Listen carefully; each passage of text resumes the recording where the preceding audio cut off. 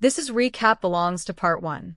Leon was an ordinary young man from Earth who lived alone, worked as a low-paid accountant, and was a huge fan of Marvel movies. While watching Avengers Endgame, he becomes devastated when Black Widow sacrifices herself. In his anger, he throws his new phone into a basin of water. The strange phone suddenly speaks with Iron Man's voice, and Leon loses consciousness. When he wakes up, he discovers that he has been reincarnated as a baby in the Marvel Universe. Leon soon realizes that he is not an ordinary child. He has been born in Asgard as the youngest biological son of Bor and Catherine. Even more shocking, his elder brother is Odin, the future ruler of the 9 realms.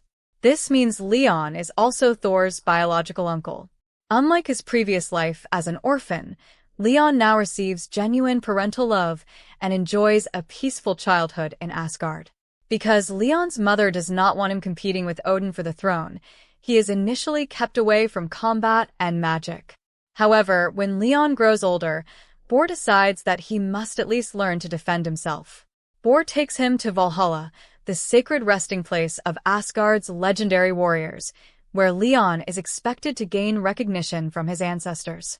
Instead of choosing a normal divine weapon, Leon discovers something far more valuable: the Reality Stone, one of the 6 Infinity Stones.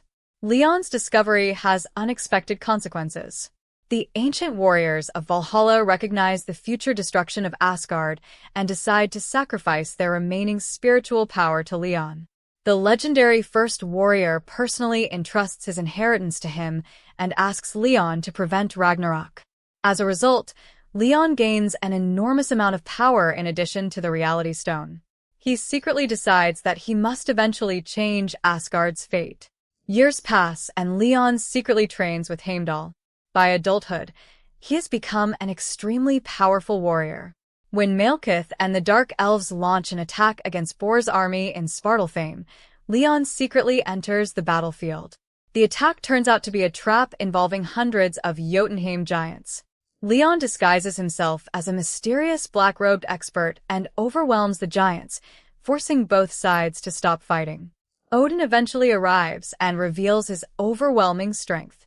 Leon deliberately prevents Odin from completely destroying Malekith and the giants because he does not want to alter the future too drastically.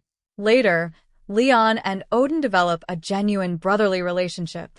Leon tells Odin that he supports his dream of unifying the 9 realms, earning Odin's trust and respect.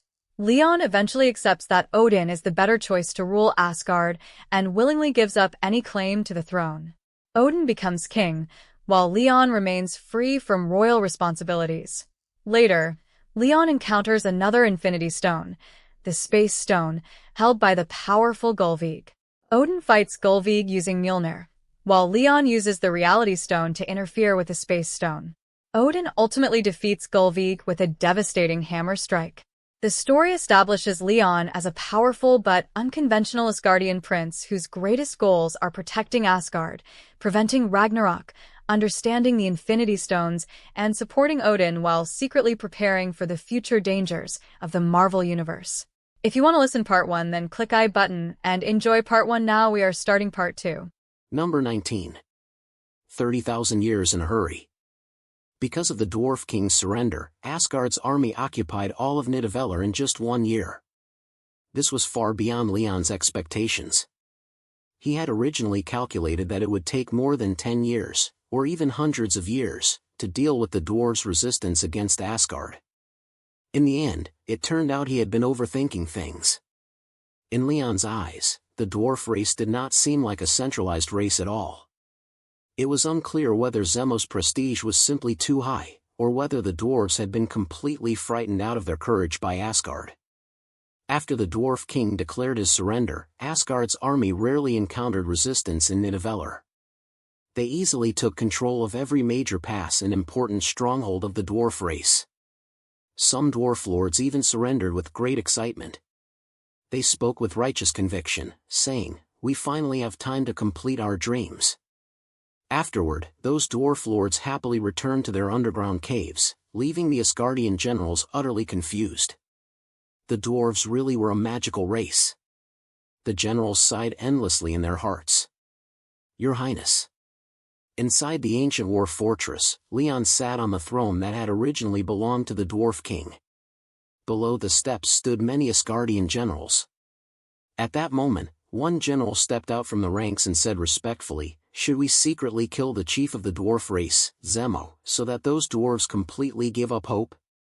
Now, the dwarf race had fully surrendered, and Asgard had taken control of Nidavellir. In the eyes of many Asgardian generals, the Dwarf King had become somewhat of an eyesore. No. Leon gently shook his head.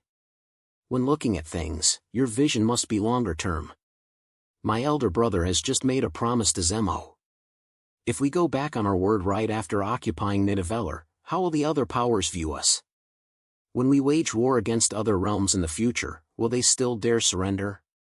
After saying this, Leon said no more. These generals were experts in warfare, but when it came to handling political matters, they were still far too inexperienced. This subordinate failed to consider the matter properly. After hearing Leon's words, the general was not a foolish man. He quickly understood the reasoning behind it. After bowing to Leon, he returned to the ranks. Leon continued to treat King Zemo with courtesy. Also, the dwarf race may possess an army of 20,000, but it must be supervised by Asgardian generals. Since Leon's royal brother had already made a promise to Zemo, Leon would naturally not make Odin lose face. However, there was actually another reason why he treated Zemo so generously. In Leon's eyes, Zemo was no longer the king of the dwarf race, but Zemo still had other uses. One had to know that Zemo was the most outstanding forging master of the dwarves. Mjolnir had been forged by his hands. This was an endless treasure vault. For this craft alone, Zemo deserved the highest courtesy. As for killing Zemo? Only a fool would do that. Yes. The Asgardian generals did not dare say anything more and nodded in agreement. Right. Leon seemed to remember something. From now on, weapons made by the dwarf race can only be sold externally through Asgard. Anyone who sells large quantities of dwarf-made weapons without permission will be severely punished by Asgard. Pass this order down. The reason Leon had attacked Nidavellir was precisely for the dwarves' forging techniques. With them, the combat power of Asgard's army could undergo a qualitative leap. Now that the dwarf race had completely become a vassal race of Asgard, Leon felt that he needed to make long-term plans. He wanted to thoroughly monopolize the dwarves' forging arts. Anyone who wanted weapons crafted by the dwarves would have to purchase them from Asgard. Invisibly, this would also expand Asgard's influence. At the same time, resources from across the universe would continuously flow into Asgard. Monopoly was a violent industry, while nationalization would make market prices more stable. This would be an outcome with countless benefits and no harm. Without realizing it, Leon discovered that he had already learned macroeconomic regulation. Yes. As the meritorious figure who had conquered Nidavellir, Leon was not someone the generals dared to refute, even if they did not understand the meaning behind his decision. Leon nodded. Good. In a while, I will leave. Nidavellir must not fall into major chaos. Yes. A few months later, a figure appeared on the Rainbow Bridge. At that moment, Heimdall smiled broadly and said, "Our great hero has returned." Leon shrugged and teased, thinking about a thick-browed, big-eyed fellow like you standing on this rainbow bridge every day. Even though you have eyes that can see through the 9 realms, your days are even more boring than an ascetic monk's. How pitiful. Hearing Leon's words, Heimdall's already dark face turned even darker. Back when this kid was little, I shouldn't have been soft-hearted. I should have beaten his backside properly. This guy is full of bad intentions. Heimdall cursed inwardly several times. Get lost. Heimdall snorted coldly. King Odin has been waiting for you for a long time. Being able to personally witness Heimdall suffer a loss made Leon quite happy. However, when he saw Heimdall's tense expression, he quickly left the Rainbow Bridge, afraid Heimdall would hit him. Not long after, Leon arrived at the palace. When the 2 soldiers at the entrance saw him, they looked at him with worship on their faces. Leon nodded to them, then walked into the palace. After Leon left, the two soldiers let out a burst of cheerful cries. Leon had long since become used to this. He walked straight toward Odin's bedchamber. "Uncle Wells." The moment Leon pushed open the door, he saw Hela looking at him with wide eyes, her face full of pleasant surprise. Hela was now already in her 20s. She had perfectly inherited Odin's bloodline, and at such a young age, she had already become a budding beauty. Over the years, if the number of her pursuers was not 10,000, then it was at least 8,000. However, Hela seemed completely uninterested in those men. Instead, she had developed a strong interest in Asgard's politics. If not for the unanimous opposition of Odin and Leon, she might have appeared on the battlefield of Nidavellir during the Realm War. Leon did not even look at Hela. He tilted his head and shifted his gaze elsewhere. "Groot, how has Princess Hela's coursework been recently?" Groot had also grown up by now, but for some reason, he seemed to grow extremely slowly. 20 years had already passed, yet his height was still only half of Leon's. During the Realm War, Leon had not allowed Groot to participate, precisely because he was afraid something might happen to him. Hearing Leon's words, Groot hurried forward and opened his mouth. "Princess Hela goes to the Rainbow Bridge every day to ask about the situation in Nidavellir. She is not very interested in history. Instead, she has an extremely great interest in war." "Groot." Hela's face flushed red. She looked somewhat embarrassed and angry. "Shut up." "Enough." Odin interrupted Hela. "You two go out first. I have important matters to discuss with your Uncle Wells." Hela stuck out her tongue. "Important matters to discuss. I know." After saying that, Hela pulled Groot's hand and walked outside. Seeing his daughter leave, Odin also became serious. He lowered his voice and said to his younger brother, "Wells, who do you think our next target should be? The Vanir? The Giants? Or the Dark Elves?" Odin listed all of Asgard's enemies one by one. There was not the slightest air of authority about him, as if what the two brothers were discussing was nothing more than a trivial matter. Leon silently looked at Odin. Only after a long while did he slowly say, "Royal brother, you are being too impatient." Odin raised an eyebrow. "Impatient?" "Yes." Leon nodded. "That's right. We have only just conquered the dwarf race. The soldiers still have not walked out of their joy. If we attack another realm at this time, the soldiers will inevitably develop anti-war sentiment. Besides, the reason I wanted to conquer Nidavellir was to use the dwarves' forging techniques to strengthen Asgard's power. But right now, the power of the two sides has not yet merged. If we start a war now, the advantage the dwarves can bring us will not show at all." Leon understood Odin's feelings. With the Thunder Hammer, Odin's strength now stood proudly above the 9 realms. However, relying on Odin alone was still not enough to control a war between realms. Forcing a campaign across the 9 realms would only have the opposite effect. Odin's expression eased slightly. "How much more time do you think we need?" Leon said bluntly, "At least 1,000 years. 1,000 years was still a conservative estimate. Even if the dwarf race had become Asgard's support, if Asgard waged war against other realms again, it would inevitably face united opposition from the other powers. No one would simply watch as Asgard possessed 3 powerful realms. If they wanted to continue conquering, they could only wait for an opportunity." Although Odin looked somewhat unhappy, he still endured it. "Good." Leon and Odin discussed matters for a while longer. Only 2 hours later did he leave Odin's bedchamber. 1,000 years passed in the blink of an eye. However, during that millennium, the situation in the 9 realms was extremely unfavorable. Because Asgard had conquered Nidavellir, the ambitious figures within the 9 realms also saw a certain possibility. They forcibly waged war against other realms, causing the 9 realms to become extremely turbulent. In the second millennium of Odin's calendar, after Gullveig, the leader of Vanaheim, left Asgard, he ordered an attack on Helheim. In the end, he returned covered in blood, and the Vanir suffered heavy losses. In the third millennium of Odin's calendar, Odin ordered a march on Vanaheim. However, when they attacked deep into Vanaheim's hinterland, the giants and dark elves launched a surprise attack on Asgard's rear. In order to stabilize the army's morale, after discussing it with Odin, Leon ultimately led the army out of Vanaheim. In the fifth millennium of Odin's calendar, Odin was truly unable to withstand the demands of his daughter Hela. Hela officially entered Asgard's military and political system.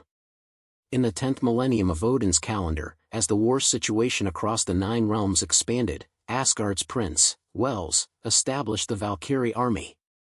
The leader of this force was an unknown junior named Kelt. In the 15th millennium of Odin's calendar, the monarch of Helheim led countless undead to attack Nidavellir. In this battle, the Valkyrie army successfully blocked Helheim's army, and Odin's daughter personally killed the monarch of Helheim. Everyone in the Nine Realms trembled, calling Hela the goddess of death. In the 20th millennium of Odin's calendar, Asgard officially declared war on the giants and crushed the allied forces of the Dark Elves and giants in Jotunheim. The giants were destroyed, and only a small number of frost giants escaped the calamity. From then on, Asgard officially possessed 3 realms. In the 30th millennium of Odin's calendar, after years of campaigns led by Asgard's Odin, Prince Wels, the goddess of death Hela, and a series of other powerful figures, Asgard officially became the hegemon of the 9 realms. To avoid its sharp edge, the other realms had no choice but to compromise and acknowledge its status as overlord. However, inside Asgard, which should have been filled with laughter and joy, a heavy gloom hung over everything. An unknown piece of news began to spread throughout Asgard. The former queen, Catherine, was nearing the end of her life. Number 20. The first Black Panther. I have already been very satisfied with this life. In an important place within Asgard, Catherine lay on the bed. Looking at her husband and her children, she said softly, "I gave birth to 2 children, accompanied 2 generations of Asgardian kings, and even personally witnessed Asgard's rise to power. So in this life, I have been very happy." Aside from Catherine, there were only 5 people in the room. But those 5 people were all existences who could decide Asgard's fate: the former king, Bor, the current king, Odin, and his queen, and Hela, known beyond the 9 realms as the goddess of death. Nonsense. Leon forcefully endured his grief and said to Catherine with dissatisfaction, "How does that count? You still haven't seen my elder brother and me unite the 9 realms." Only Leon dared to say such words in the room. After all, he had grown up by Catherine's side since childhood and was loved by his mother even more than his elder brother, Odin. Although Catherine's appearance still remained the same as back then, her lifespan had already reached its limit, and her aura was growing weaker and weaker. He. Hearing the words of her youngest son, Catherine rarely smiled. "I won't be able to wait that long. I'm old. I'm already tens of thousands of years old." Ever since Bor abdicated, the former king and queen of Asgard had left Asgard's political stage and entered retirement ahead of time. It had already been 30,000 years since then. The older the Asgardian royal family grew, the higher their cultivation became. The higher their cultivation, the longer they lived. Although Catherine's background was also very noble, she did not possess the bloodline of Asgard's royal family. After 30,000 years, her lifespan had reached its bottleneck. There must be a way. Odin's eyes widened as he said, "There must be a way." After 30,000 years of war, Odin was now a monarch who possessed 3 powerful realms. Under his command were tens of millions of soldiers. Yet now, as his mother was about to die, he was powerless. Catherine stared closely at Hela. "My children defeated the ruler of Helheim, so I do not wish to become an undead who can only hide in the darkness." Hela's face turned pale, as if the secret hidden in her heart had been exposed. "Let her leave in peace." Looking at the wife who had accompanied him for tens of thousands of years, Bor struggled in his heart for a long time. In the end, he forced himself to say, "If Asgard's queen becomes an undead, I'm afraid it will invite gossip in the future." "No." At that moment, Leon suddenly remembered something. He said loudly, "Mother absolutely will not die. Royal brother, no matter what, You must keep Mother alive for another 10 years. I've thought of a way. After saying that, Leon quickly walked outside. Wells? Odin called out anxiously, but Leon did not even turn his head. He walked straight ahead. After Leon walked out of Catherine's residence, a fierce-looking man outside the palace quickly came before him. Your Highness. Seeing this man, Leon said while walking, Celt. The man's steps never dared pass Leon's. He respectfully replied from behind Leon, Here. Celt, the commander of the Valkyrie Corps. He had taken part in countless battles, both large and small. Back then, it was under his leadership that Asgard shattered Helheim's attack. How many years have you followed me? I have followed your Highness for more than 10,000 years. Leon's body abruptly stopped. He murmured to himself, 10,000 years. My father is already very powerful, but he is not an immortal being either. Sooner or later, one day, he will leave me too. Celt looked at Leon with confusion. Back then, he had been fortunate enough to be chosen by His Highness and personally participated in the establishment of the Valkyrie Corps. Now, he was already the sole commander of the Valkyrie Corps. In Asgard, he was a figure standing above the clouds. Yet toward Prince Wells, who had personally promoted him, Celt still maintained the same respect as before. Leon turned around and said to Celt, Among the 6 stones, there is one that can increase lifespan. Do you know where it is?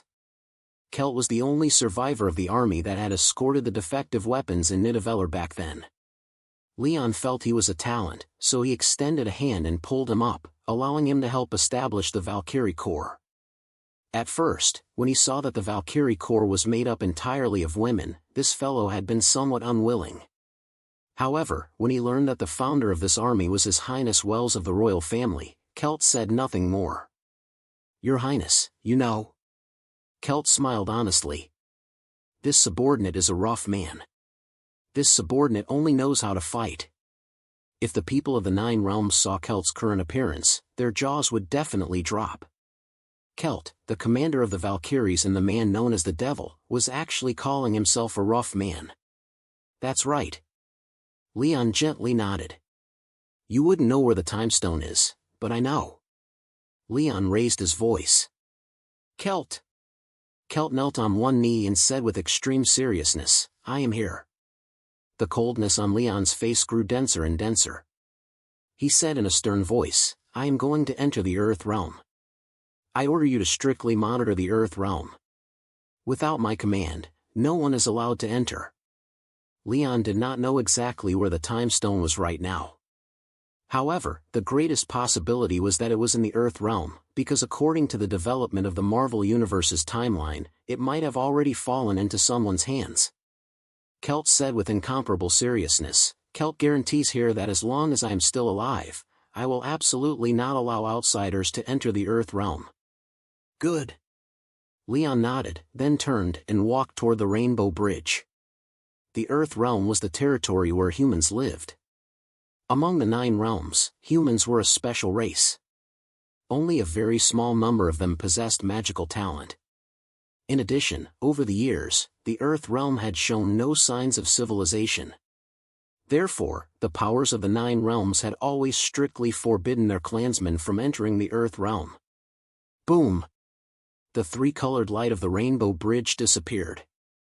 At that moment, Leon and Groot appeared in the Earth Realm. For tens of thousands of years, Groot had always followed Leon. Therefore, for this journey to the Earth Realm, Groot also came with him. Why is there a faint pressure here? At that moment, Leon felt something strange in his heart. He moved his limbs and stretched his body. Soon afterward, that strange feeling disappeared in an instant, as if nothing had happened at all. Leon took a deep breath and felt much more at ease. There should still be more than 10,000 years before the main storyline of the Marvel Universe begins. The Earth Realm right now should belong to the prehistoric era. The first superhero in Marvel should be Captain America, and Captain America was born in the early 20th century. Although Leon did not dare confirm what era it was now, according to his deduction, Captain America should still be around 10,000 to 20,000 years away from him. Originally, he had not wanted to enter the Earth realm ahead of time. But now that his mother was in imminent danger, he could only bite the bullet and come here. Groot asked Leon, "Where are we going?" Leon pondered for a while. "Although civilization has not yet appeared in the Earth realm, I know one place. It may bring me a different kind of surprise." Groot blinked. "Where?" Leon said bluntly, "Wakanda." Wakanda was a small country in northeastern Africa in the Marvel world. It was also the most technologically advanced nation on Earth in the Marvel universe. There was once a saying in the Marvel universe, if Wakanda were not so closed off, then the people of Wakanda would definitely be friends with everyone in the world. In this prehistoric era, if there was any place that could show signs of civilization, then it had to be Wakanda. A short while later, Leon stood in the void, looking at a primitive forest below. He frowned. "Space has been isolated?" Leon extended his right hand, and a spell burst out from his fingertips. With a boom, hundreds of towering trees collapsed against the wind. Space trembled slightly at that moment. Seeing this, Leon and Groot quickly followed the spatial crack and slipped inside. Someone has forced their way in.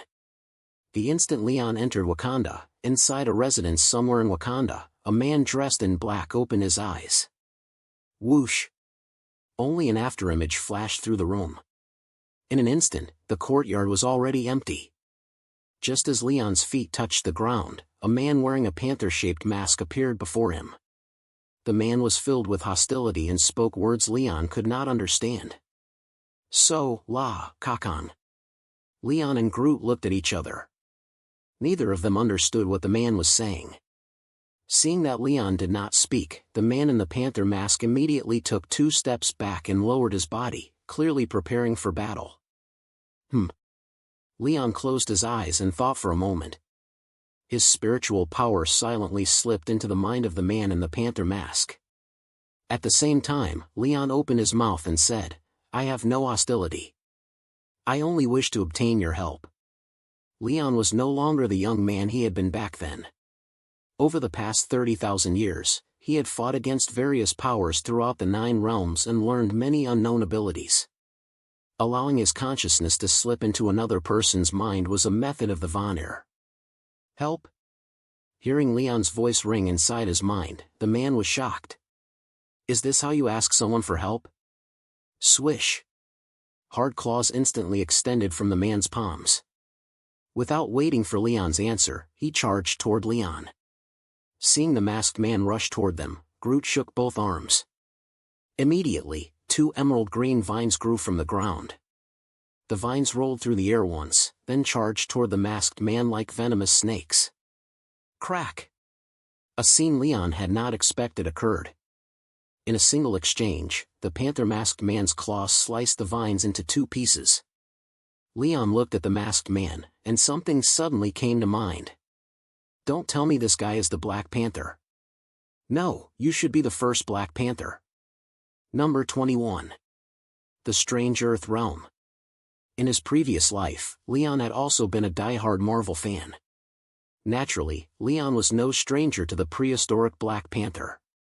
The prehistoric Black Panther was the first king in Wakanda's history. At the same time, he was also the first Black Panther. In the Black Panther movie, the prehistoric Black Panther had also been briefly outlined in a few strokes. Although it was not very obvious, as the first-generation Black Panther, he held a special status in Wakanda. It was just that the mask on the prehistoric Black Panther's head earlier had been far too crude. Leon had not been able to tell at all that it was the Black Panther mask symbolizing Wakanda's status.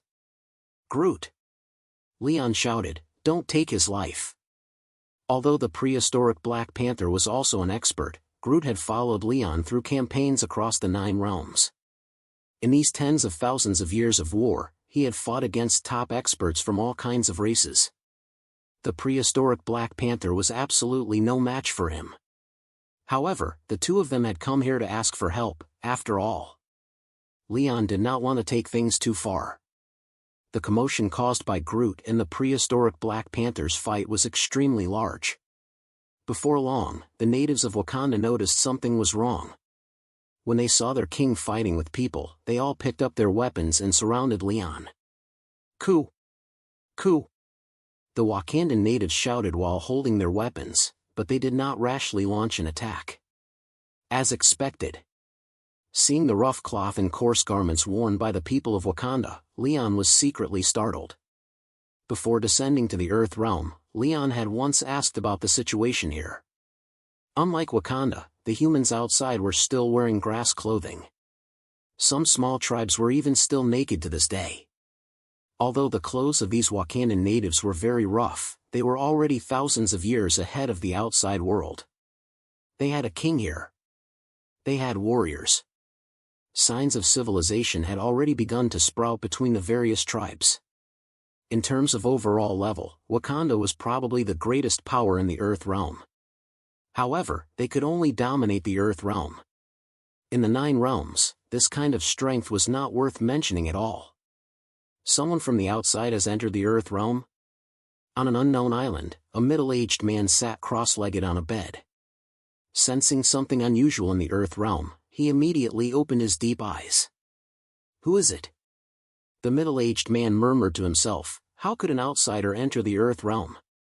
As he spoke, the middle-aged man stood up. Whoosh! A streak of red light flashed past. Seeing this, the middle-aged man chuckled. "You really are too mischievous." A red cloak appeared behind the middle-aged man. Hearing his words, the red cloak fluttered in the wind, then smacked the middle-aged man hard on the backside. "Ha ha ha!" The middle-aged man laughed loudly. With a gentle swipe of his right hand through the air, a shower of sparks instantly appeared. Immediately afterward, a dark black hole emerged. The middle-aged man seemed long accustomed to this scene. He walked straight into the black hole. Only a faint, lingering voice was left in the air. "The people of the Earth realm revere me as the Sorcerer Supreme. I will never allow anyone to commit evil in the Earth realm." There is a disturbance in space. Sensing an inexplicable tremor, Leon turned to look to his right. In the next second, sparks of electric light flashed, and a black hole appeared in Leon's sight. "Old Black." A middle-aged man stepped out of the black hole and said with a grin, "Being bullied right at your own doorstep must feel pretty bad, huh?" The prehistoric Black Panther glared fiercely at the middle-aged man. From the looks of it, the relationship between the two should be quite good. Agamotto. Seeing this middle-aged man, a name surfaced in Leon's mind. Leon quickly said to Groot, "Come back." Hearing Leon's words, Groot pushed both hands forward. A surging force rushed from his body toward the front. The prehistoric Black Panther narrowed his eyes, then leaped up and dodged Groot's attack. Groot returned to Leon's side, while the prehistoric Black Panther also stood together with Agamotto. The Cloak of Levitation. The oval-shaped strange stone at his neck should be the Eye of Agamotto. Leon carefully sized up the middle-aged man who had come out of the black hole. He had searched far and wide only to find it without any effort at all.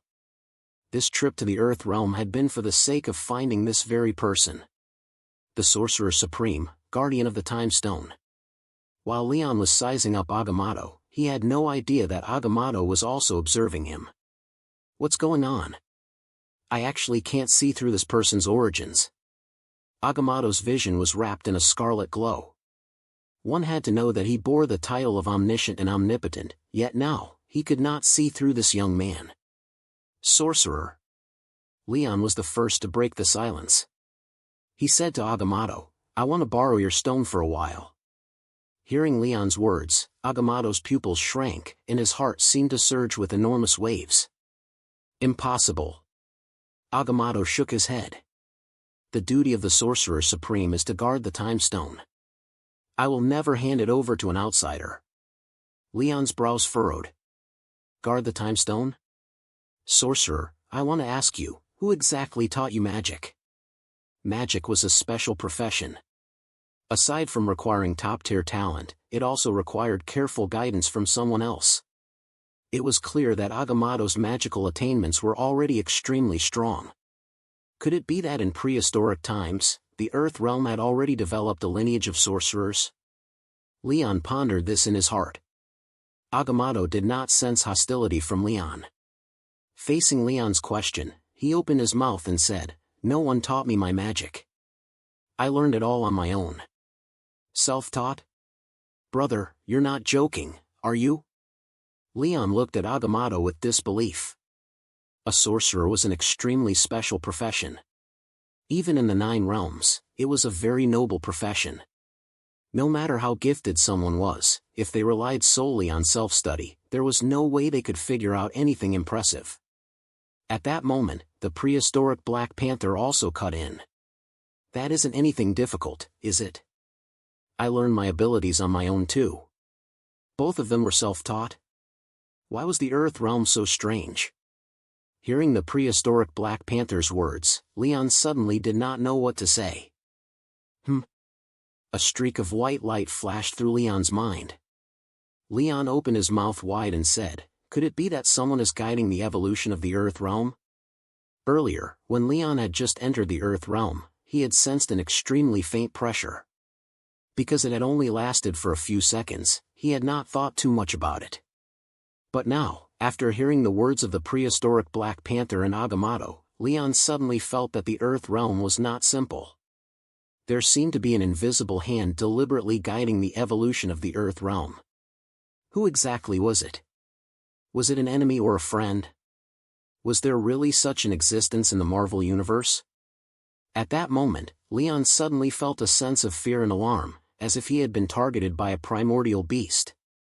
Leon's mind trembled, and a warning voice rang out. "Boy, I advise you not to meddle in other people's business." Leon's body trembled slightly. In his mind, he replied carefully, "Who are you? What exactly are you trying to do by hiding in the Earth realm? How could such a person actually exist in the universe?" Leon forcibly kept himself calm, trying his best not to let the prehistoric Black Panther and Agamotto notice anything unusual about him. That voice continued to ring inside Leon's mind. "You are not worthy of knowing my existence. Our purpose is to correctly guide the evolution of planets. Because of your intrusion, this time, I will erase every living creature within 100 miles. "What?" Hearing those words, Leon finally could not hold back. He cursed aloud, "What right do you have to guide a planet's evolution? You're nothing but a greasy, filthy hand, stained with blood." Immediately afterward, Leon said to the prehistoric Black Panther and Agamotto, "Run. Get out of here now." Too late. A furious roar came from the sky. A figure several hundred meters tall appeared in Wakanda. Its entire body was covered in armor, and its body was formed from thousands of different things or creatures. It looked as though it were wearing a giant suit of armor. Red vein-like lines covered it like shocking scars, terrifying and ferocious. The prehistoric Black Panther raised his head and glanced at the sky, then his expression changed drastically. "What kind of monster is that? Not good." Seeing the giant monster pull out a weapon that looked like a spiked club from who knew where, Agamotto shouted, "Scatter." The monster raised its weapon and was about to smash it down at the ground. Leon reacted quickly, raising the reality stone to block it. In an instant, the reality stone condensed into a barrier several yards wide in the air. Bang! The hammer slammed into the barrier in an instant. Although the barrier formed from the reality stone did not collapse on the spot, cracks spread across it like a spiderweb. "Oh!" A surprised voice came from within the giant monster's body. "One of the 6 Infinity Stones." The giant monster raised its weapon and smashed down again. This time, the barrier instantly crumbled apart. The afterglow of magic danced through the sky like countless impossibly light butterflies. "Damn it, monster!" Leon also cursed in his heart, then quickly shot backward. Boom! Every step the giant monster took caused countless trees and animals to vanish from Wakanda. Wherever its weapon passed, Wakanda was left in ruins. Some humans did not even have time to cry out before they were directly turned into masses of blood and flesh. As the giant monster swung its weapon, it said, "The mission of the Celestials is to guide the evolution of planets. My hundreds of thousands of years of painstaking effort have actually been ruined because of one insignificant insect. I hate this." The Celestials. This several hundred-meter-tall monster was actually a member of the Celestials. Leon shouted toward the sky, "Heimdall! Kelt! Whoever is watching, hurry and find my royal brother." Only his elder brother Odin could subdue this monster. Even if Leon could eventually defeat it, by then, Wakanda might no longer exist. Number 22. Joining forces to suppress it. Inside Asgard, Heimdall sensed something in his heart. He looked toward the Earth realm, and when he saw that several hundred-meter-tall behemoth, he immediately panicked. He said to Kelt beside him, "Prince Wells is in trouble. Hurry and invite His Majesty." Back when Leon left, Kelt had been waiting for him at the Rainbow Bridge the entire time, precisely to guard against unexpected situations. So when Kelt heard Heimdall's words, he immediately became nervous. Should I lead the Valkyrie Corps to reinforce Prince Wells? The Valkyrie Corps, an army that Prince Wells had spared no expense to create back then. Even the saddles worn by the Pegasus mounts had been personally forged by dwarf masters. This army was a true war machine, worthy of being called Asgard's finest military force. Even Odin's daughter, Hela, wanted to take this army under her command. No need. Thinking of that giant monster several hundred meters tall, Heimdall shook his head. A human wave tactic would cause too many casualties. It is better to ask His Majesty Odin to act. After 30,000 years of war, Odin had not only become an overlord of the 9 realms, but his strength had also grown extremely powerful. Across those 30,000 years of warfare, he had earned the title of unrivaled in the 9 realms. Good. Kelt no longer hesitated. He turned and ran toward the palace. Watching Kelt's figure gradually disappear into the distance, Heimdall shifted his gaze back to the Earth realm. At that moment, Heimdall's expression was incomparably heavy. How could such a monster exist within the 9 realms? Heimdall possessed a pair of eyes capable of seeing through the 9 realms. From the Rainbow Bridge, he could observe every corner of the 9 realms. Yet the behemoth that had appeared in the Earth realm was something he had never seen or heard of before. Agamotto crossed his hands, and 2 magical ropes hundreds of meters long instantly wrapped around the giant monster's arms. He pulled the chains with all his strength, but the being who called itself a member of the Celestials did not move at all. Humph! The giant monster let out a light snort. A powerful aura spread outward with its body as the center. It was only a cold snort, yet it seemed to carry the power to collapse the heavens and split the earth. Some Wakandan people who had not had time to escape were struck by the shockwave, and their bodies directly turned into bloody mist. Seeing this, Leon hurriedly grabbed Groot and flew into the sky. But when he saw the black shadow on the ground, Leon shouted, "Groot, take him too." The black shadow on the ground was none other than the prehistoric Black Panther.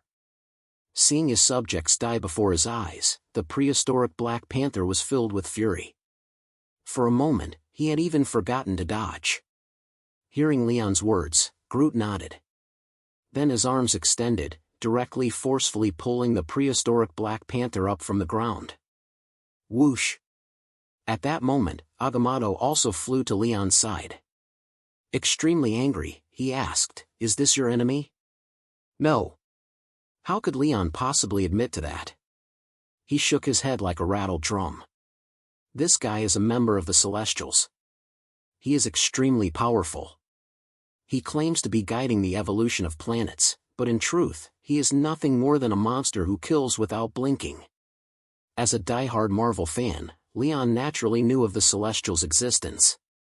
In the setting of the Marvel Universe, the Celestials were the largest divine organization in the universe, with thousands of members. According to the setting, every member of the Celestials was extremely powerful. Furthermore, the Celestials also possessed extremely advanced technology, and they were very willing to use their technology to influence living beings across the universe. This was also why Leon called the Celestials a filthy hand. The evolution of living beings had to follow the laws of nature. Yet the Celestials, for the sake of experimentation, directly accelerated the development of planets. During this process, although extraordinary individuals like Agamotto and the prehistoric Black Panther emerged, once things exceeded the Celestials' expectations, they would erase those existences at all costs. Because of this, the Celestials were also known as the Cosmic Gardeners. In Leon's impression, the Celestials had only appeared in the Guardians of the Galaxy movie. Star-Lord's father was a member of the Celestials. And in the following decade-plus development of the Marvel Universe, they had not revealed any traces of themselves. He had never expected that, in the prehistoric era of the Earth realm, one of their members would actually exist here. Agamotto did not continue questioning him. However, he asked the most fatal question. How do we defeat him? Leon hesitated slightly and said, I don't have a better method either. We can only stall him first. I've already sent out a distress signal. Someone should appear soon. But before that, you must survive.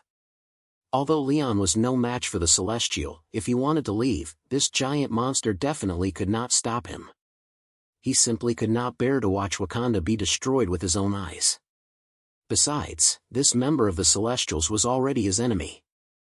If this enemy was not removed today, then in the future, the Celestials would eventually become a grave threat.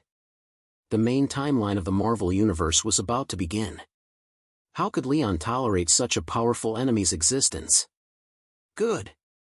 After hearing Leon's words, Agamotto narrowed his eyes.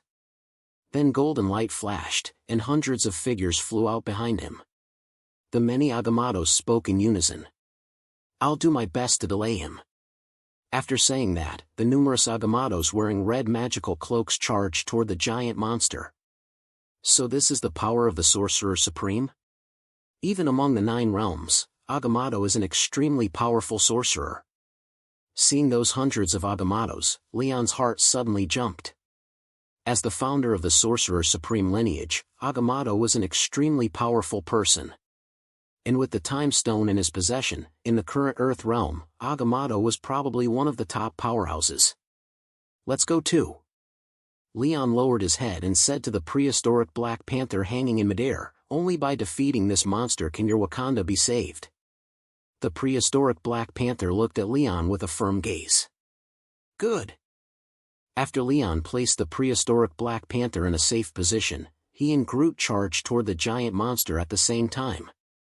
Leon, Groot, Agamotto, and the prehistoric Black Panther. This was already an extremely powerful lineup. Yet facing this member of the Celestials, everyone still felt that the situation was troublesome. Swish! A black tunnel suddenly appeared above the giant monster's head. At that moment, the prehistoric Black Panther slipped out from the tunnel. He waved his claws, slicing straight down from the monster's head toward the ground. Screech! The prehistoric Black Panther slashed from the giant monster's head all the way down to the ground. But what Leon had not expected was that what flowed out of the monster was not blood, but sparking wires. This giant monster was a robot created by a civilization even Leon had never seen before.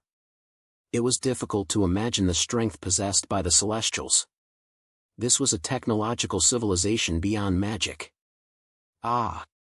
The giant monster roared, then extended its right hand to grab the prehistoric Black Panther. Swish! The branches on Groot's body and Agamotto's magical rope wrapped around the monster's arm at the same time, causing the hand of this celestial member to freeze in the air. Fall! Just as the giant monster was locked in a stalemate with Groot and Agamotto, Leon also arrived in midair. Looking at the giant monster's head, Leon activated the reality stone in his hand. A tyrannical force rushed straight toward the giant monster ahead. Sensing a surging force rushing toward it, the robot staggered back 2 steps. But just as it was about to fall, 2 wings suddenly rose from the robot's back. Boom! 2 massive tornadoes instantly rose beneath the robot's wings, and the body that had been about to collapse stood up again under the force of those 2 tornadoes. Looking at Leon ahead, the robot roared, "Lowly insect, I will erase every living creature here." Rumble! The sound of thunder suddenly echoed across the sky. Hearing that sound, Leon's face revealed a look of surprise. He's here! That towering robot also seemed to sense danger descending. It tightened its grip on its weapon and raised its head to look at the sky. Boom! A bolt of lightning several meters thick directly struck the robot's body. Afterward, a silver hammer wrapped in sparks flew straight toward the robot's head. Who are you? The robot stretched out its arm, wanting to stop the thunder hammer. But the instant it extended its arm, a strange emotion suddenly rose in the robot's heart, and the arm it had just stretched out came to a halt. Your reaction is quite fast. Seeing this scene, a voice of praise suddenly came from the robot's body. Bang! With a tremendous sound, the hammer pierced into the robot's neck like a nail. A man like a god appeared in midair. Looking at the behemoth before him, he said with interest, "So that invisible hand was you?" "No, it was all of you. Royal brother." Seeing Odin's arrival, Leon hurriedly came to his side. "You know of the Celestials' existence?" Odin shook his head. "I do not. However, over these years, I have always felt that some force seemed to be influencing my unification of the 9 realms. Only today did I learn that they are called the Celestials. How is this possible?" Sensing the powerful force contained within Odin, the robot said in disbelief, "How could a broken place like this give birth to a powerhouse like you? However, you are not my opponent." "Oh." Odin's tone rose slightly as he grabbed the space stone in his hand. "What if I add this?" The robot's voice instantly became heavy, but it still shook its head. "Still not enough." Leon also revealed the reality stone. "And me." The robot fell silent for a while. Only then did it finally say, "At most, we will both suffer heavy losses. The Earth realm may also be destroyed because of our battle." He. At the same time, Agamotto also flew into the sky. He extended his right hand, and a star in the starry sky instantly dimmed. At that moment, a green stone appeared in his hand. "Then how about adding me too?" This time, the giant robot finally stopped speaking. Number 23. Space Stone, Time Stone. Leon, Odin, and Agamotto glanced at one another at the same time. Then, as if sharing the same thought, they surrounded the giant robot in a triangular formation. "You cannot do this." The robot shouted loudly, "I guide the evolution of planets. I have no evil intentions. You cannot treat me like this." 3 Infinity Stones. This robot absolutely had not expected that, in this tiny and insignificant Earth realm, 3 Infinity Stones would actually appear today. The universe was boundless, and yet there were only 6 Infinity Stones in total. But at this moment, it had personally seen 3 of them. For a moment, the robot did not even know whether it should feel lucky or miserable. Evolution? Leon coldly rebuked, "The civilizations destroyed by you Celestials are probably not few in number, are they?" In Leon's impression, the Celestials did not only create, they also destroyed creations that failed to meet their standards. After all, their title as cosmic gardeners was not given for nothing. Behind them lay endless bloodshed and countless screams of pain. "No, no!" The robot shouted frantically, "That is not it. I am not a true Celestial. True Celestials are only a small number. I am merely a low-grade replica robot created by them." "You're only..." Shock appeared on the faces of Leon, Odin, and Agamotto. Such a powerful machine was only a low-grade robot created by the Celestials? What kind of joke was this? Then what kind of strength did the true Celestials possess? In the future, what role would they play in the Marvel Universe? Unlike Odin and Agamotto, Leon thought even further ahead. The main storyline of the Marvel Universe was about to unfold. In the future, the Celestials would definitely come into contact with the Avengers. At that time, would the Celestials be enemies or allies? Odin said quietly, "Let us deal with it first. The Earth realm absolutely cannot have such a thing right now." Hearing Odin's words, Leon and Agamotto nodded at the same time. The Earth realm was still in the prehistoric era, yet this low-grade robot created by the Celestials already possessed the strength to sweep across the entire realm. If they did not get rid of it this time, who knew how they would deal with it next time? 3 Infinity Stones were not something that could be gathered together easily. "You forced me." You forced me. Seeing the three Infinity Stone owners constantly pressing closer, the low-grade robot created by the Celestials roared, I will perish together with you. After speaking, the robot pulled out its weapon again and charged toward Odin. Odin showed no panic at all. He said calmly, space. Pressure. Time seal. The stones in the three men's hands flashed with dazzling starlight at the same time. 3 beams of light shot toward the robot simultaneously. Crack. Crack. Space seemed unable to withstand the pressure of the 3 Infinity Stones, and visible patterns actually appeared across it. At that moment, time itself seemed to come to a halt. The natives within Wakanda watched the apocalyptic scene with terror and unease. Ah! The 3 beams of light converged in midair. In an instant, a mottled ray of light pierced through the robot's body. At that moment, the robot seemed to sense death approaching. It screamed madly, after I die, the true members of the Celestials will learn of my death. At that time, they will personally descend upon the Earth realm. Ha ha ha. This entire universe will cease to exist. Hearing the robot's roar, Leon, Odin, and Agamotto immediately stopped. They hurriedly looked toward the robot, which was already on the verge of death. Huff! Seeing the 3 of them stop attacking, the robot let out a breath, as if it still had not escaped the shadow of death. This robot's level of evolution is already extremely high. Seeing the robot's unsettled appearance, Leon muttered in his heart. This robot was the lowest grade robot created by the Celestials? At that moment, Leon was somewhat doubtful. Leon was the first to speak. Is what you said true? Yes. The robot nodded heavily. Although I'm only a low-grade robot, I am the person in charge of guiding this planet's evolution. If something happens to me, those celestial members will definitely come to see what exactly happened. Agamotto's face filled with worry. What should we do? Agamotto was not stupid either. The other 2 stone owners were clearly people from other realms. The 2 of them could simply leave, but Agamotto was a living being of the Earth realm. If they got rid of this robot, the true members of the Celestials would definitely come looking for trouble with him. How about? Leon slowly said, we seal it away. At this moment, Leon was not yet a match for the Celestials. If he blindly provoked them, it would only bring about a monstrous disaster.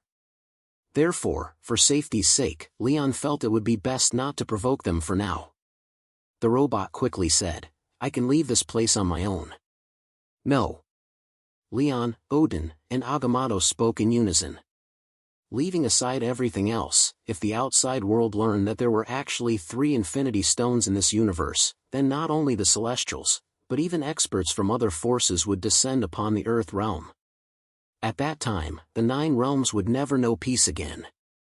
Odin asked Leon, where should we seal it?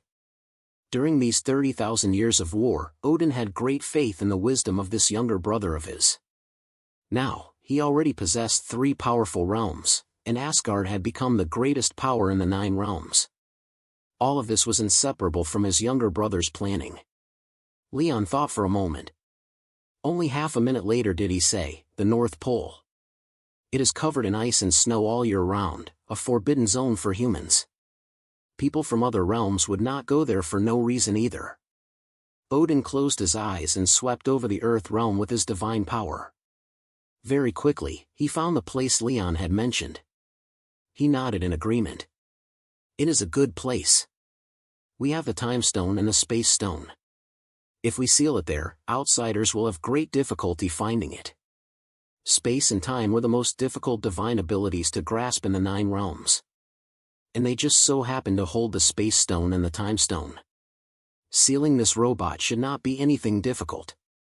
You! Hearing their conversation, the robot cried out in shock, you are going too far. Seeing that the battle was about to begin again, this time, Leon and the other 2 had become much wiser. The magic of the Infinity Stones transformed into chains and wrapped around the robot's body. The robot tried several times to break free from the restraints, but failed each time. The robot was both shocked and furious. It roared, Ants! I will evolve on my own. When the day comes that I break free, it will be the day I wash this planet in blood. Move. Leon, Odin, and Agamotto ignored the robot. The three of them used all their strength to drag it into the sky, then rushed toward the North Pole. Groot. Before leaving, Leon shouted down toward the ground, "Groot, wait here for a while. I'll be back soon." Agamotto also gave the prehistoric Black Panther a look, signaling for him to feel at ease. By the time Leon and the others arrived at the North Pole, several hours had already passed. He leaped down onto the ice, clenched his fist, and struck the solid ice heavily. Crack! A massive fissure split the glacier in two, and an abyss several hundred meters deep appeared before everyone. No. Not deep enough. Looking at the abyss, Leon frowned. In the next second, he raised his fist again and struck the solid ice once more. Crack! The ice continued to deepen, and the rise and fall of the fracture stretched for thousands of miles. Not enough. Still not enough. Seeing this, Leon continued swinging his fist. The crack in the ice kept deepening. Only half a minute later did he finally stop with satisfaction. "Wells?" Odin said softly, "Actually, there was no need for me to act at all. This monster is not your opponent." Damn it. Hearing his elder brother's words, Leon cursed inwardly. He turned around and said awkwardly, "Royal brother's strength is still above mine." Odin did not say anything more. After putting the giant robot down, he also came to Leon's side. "Let us handle the important matter first." Agamotto walked alone to the side of the two brothers. "Seal this place with time magic and space magic at the same time. Even if outsiders come here, they will not notice anything." Leon and Odin nodded deeply. This place was rarely visited by people. Ordinary living beings would find it extremely difficult to survive here. On top of that, with the seals of space magic and time magic, this place would absolutely be the safest location in the Earth realm.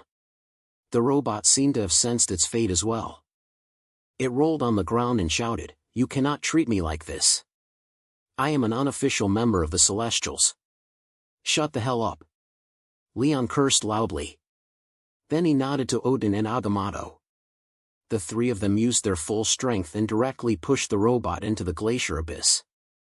Ah! The robot vanished from the sight of the three men with a roar of anger. Boom! Boom! Agamotto activated the time stone in his hand. Time seemed to reverse, and the enormous crack merged back together. At the same time, Odin also wielded the space stone in his hand. 2 minutes later, seeing Odin and Agamotto stop activating their stones, a smile returned to Leon's face. "We finally dealt with it." Since coming to this universe, this robot was the most troublesome enemy he had ever encountered. And it was only an unofficial member of the Celestials. It was difficult to imagine what kind of strength the true Celestials possessed. "Let's go." Sensing the biting frost and wind around them, Leon rubbed his hands and said, "Let's hurry back." Fine. The three of them did not say anything more.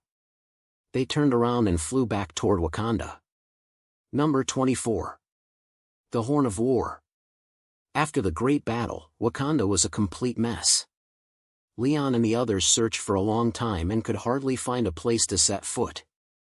In the end, it was Groot who wove a temporary walkway with both hands, allowing the three of them to reunite with the prehistoric Black Panther. Sorcerer. At that moment, Leon shifted his gaze to Agamotto. "There is one more thing I would like to ask of you." Although he had experienced a series of events in the Earth realm, Leon had never forgotten the mission that had brought him here. His mother's lifespan was nearing its end. If he could not bring the time stone back, his mother would leave him. Therefore, no matter the reason, Leon had to take the time stone back with him.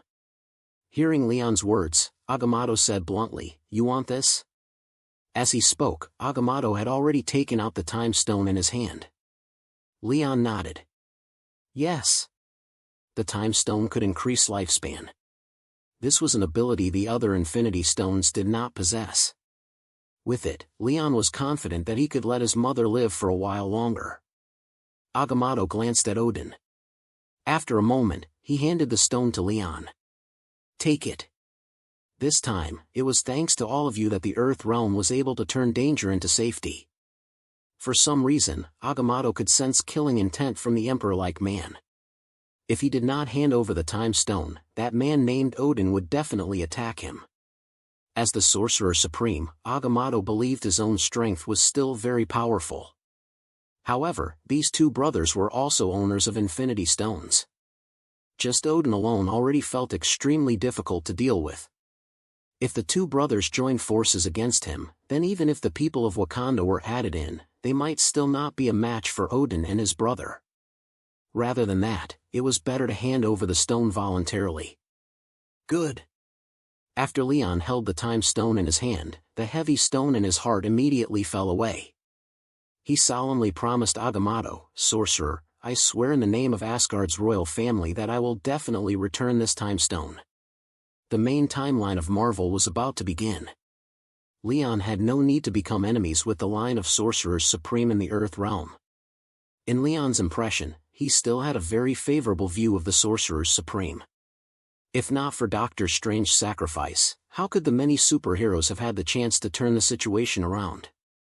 Seeing that the time stone had already been obtained, Odin's expression eased slightly. When he heard his younger brother's promise, he also nodded heavily. The two brothers were influential figures in the Nine Realms. One was the greatest overlord of the Nine Realms, while the other was Asgard's second-in-command. There was no need for them to lose face over a single time stone. Although the time stone was precious, the credibility of Asgard's royal family was even more precious than the time stone. Agamotto responded, "No problem. Asgard.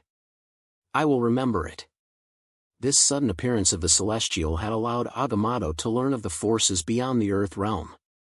If he could board Asgard's great ship, the Earth realm would become much safer. "Good. We'll head back first. Once I've used it, I'll return it to you." After Leon finished speaking, he signaled for his elder brother to leave. Odin understood.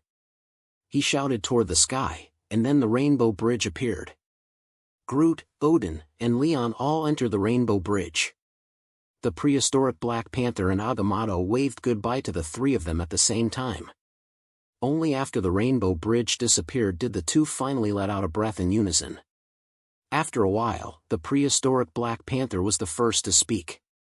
"They won't break their promise, will they?" "No." Agamotto shook his head. "Those two are too powerful. I am not their opponent either. If they wanted to seize it by force, none of us could stop them. But they did not do that. They should be important figures from beyond the Earth realm. It is clear that they would not bother lying to me." The prehistoric Black Panther looked at Wakanda, which had already become ruins. In the end, he could only sigh. "A troubled time. Your Majesty, Prince Wells." Seeing Leon and Odin walk down from the Rainbow Bridge together, Kelt and Heimdall bowed at the same time. "Wells?"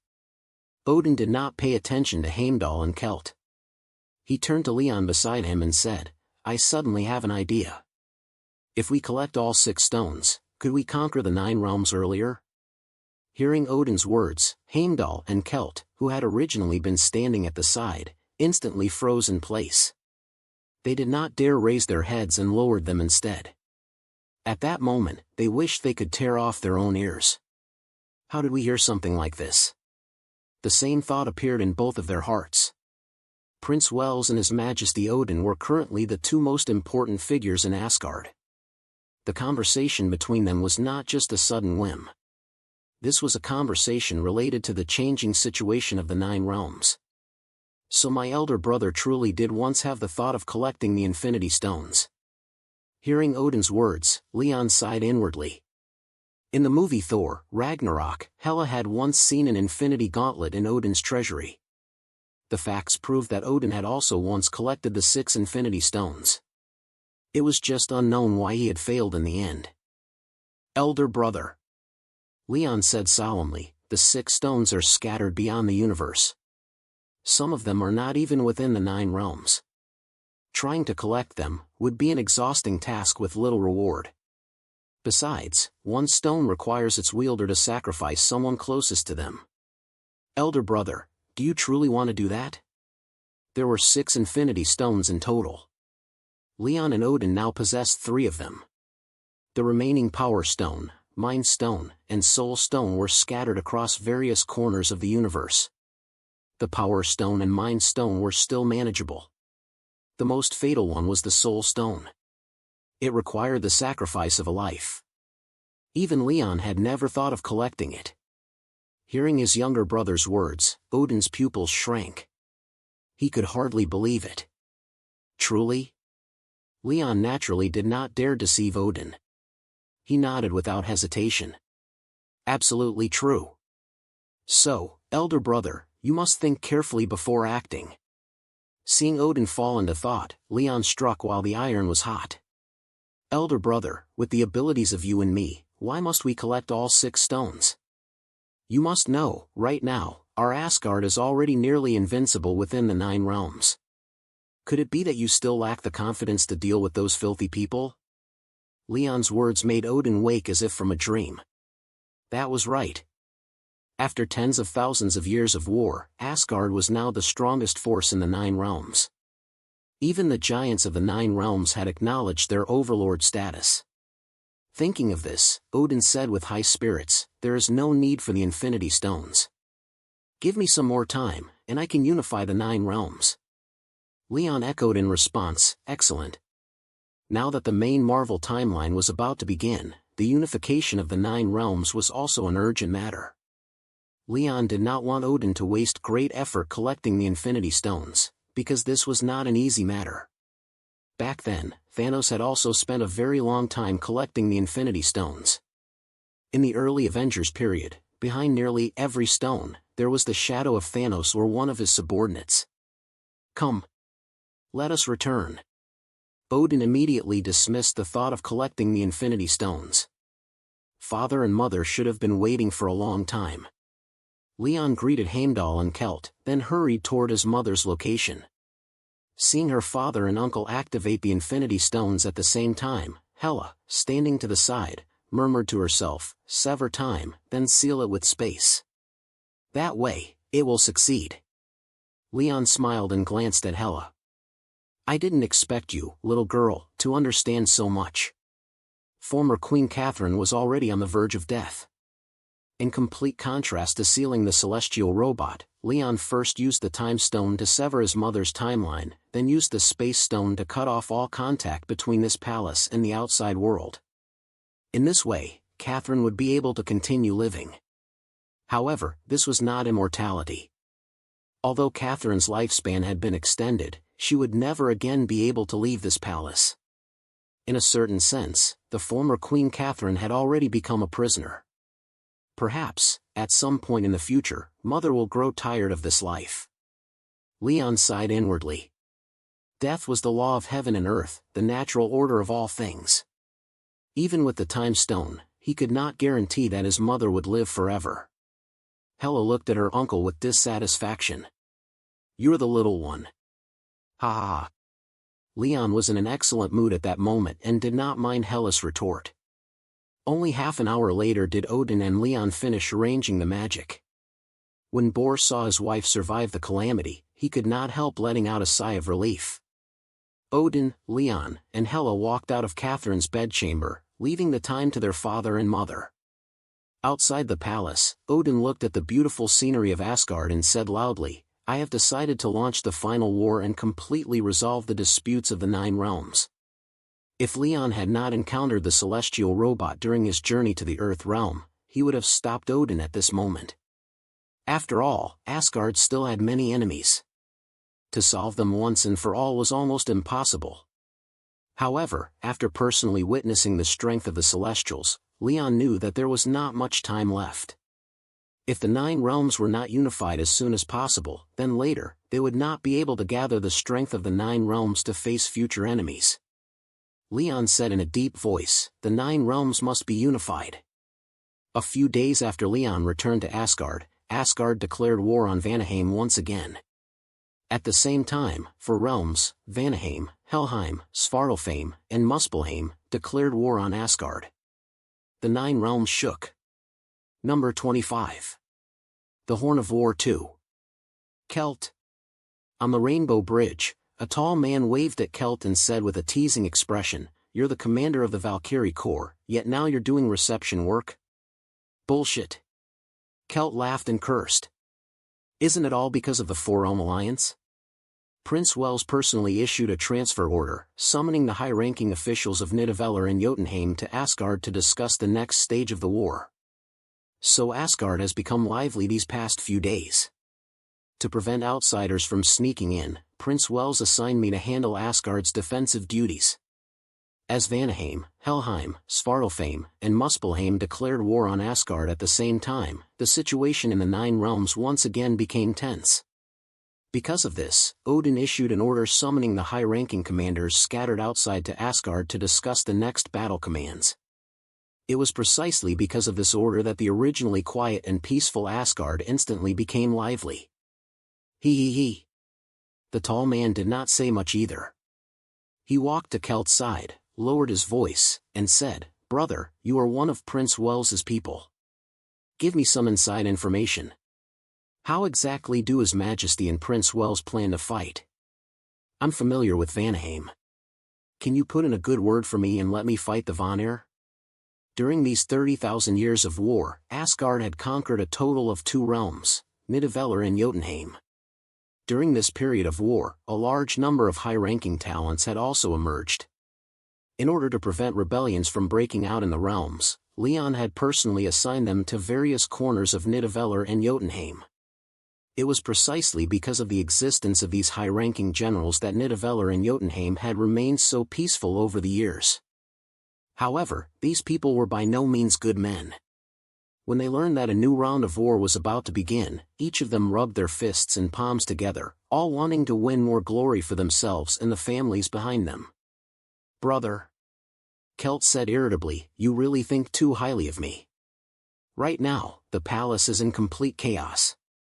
His Majesty Odin also seems not to have expected that this war against Vanaheim would provoke a counterattack from the other realms. I heard His Majesty has not eaten for several days." Then, the tall man hesitated and said, "What does Prince Wells think?" Although Leon did not hold any actual official position in Asgard, in private, the high-ranking generals affectionately called him Asgard's second-in-command. The wars against Nidavellir and Jotunheim had been planned by his own hands. Kelt looked left and right. Seeing that no one was nearby, he slowly said, "As for the Four-Realm Alliance, Prince Wells seems to have expected it long ago. I heard, this may be the final large-scale battle. As long as we can win, Asgard will be able to unify the 9 realms." The man said excitedly, "Really? Really?" Kelt nodded. "That is what His Highness said.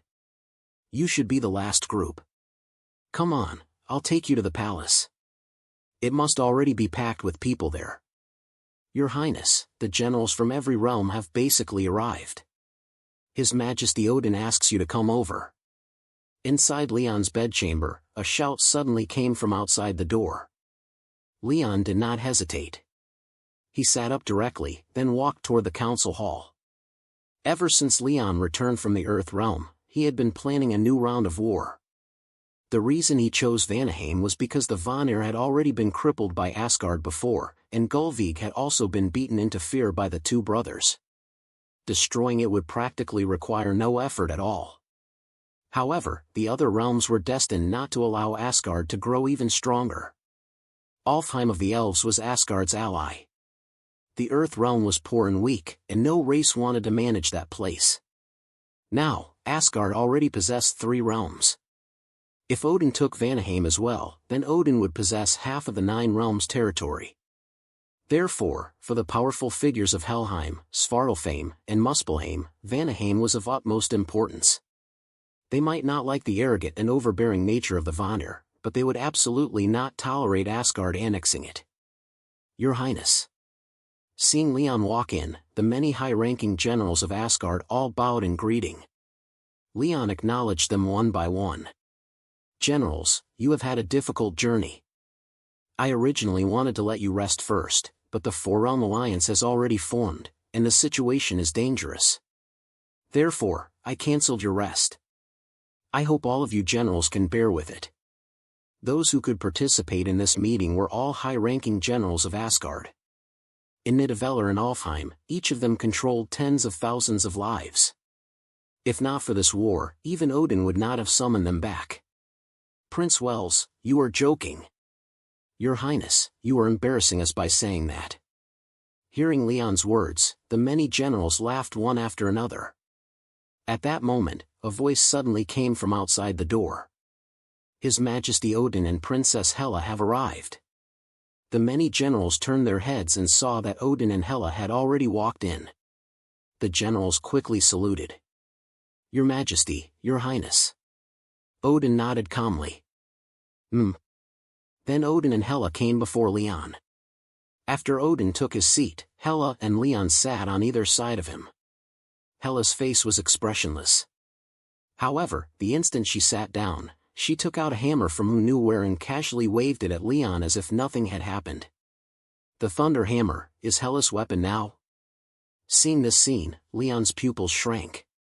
Hela was no longer the mischievous child from back then. In Asgard, she was Odin's eldest daughter and held the status of first heir.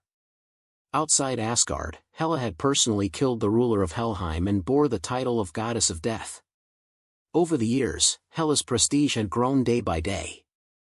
What exactly did Odin intend by passing his weapon to her? Generals. Odin's voice was magnetic and filled with authority.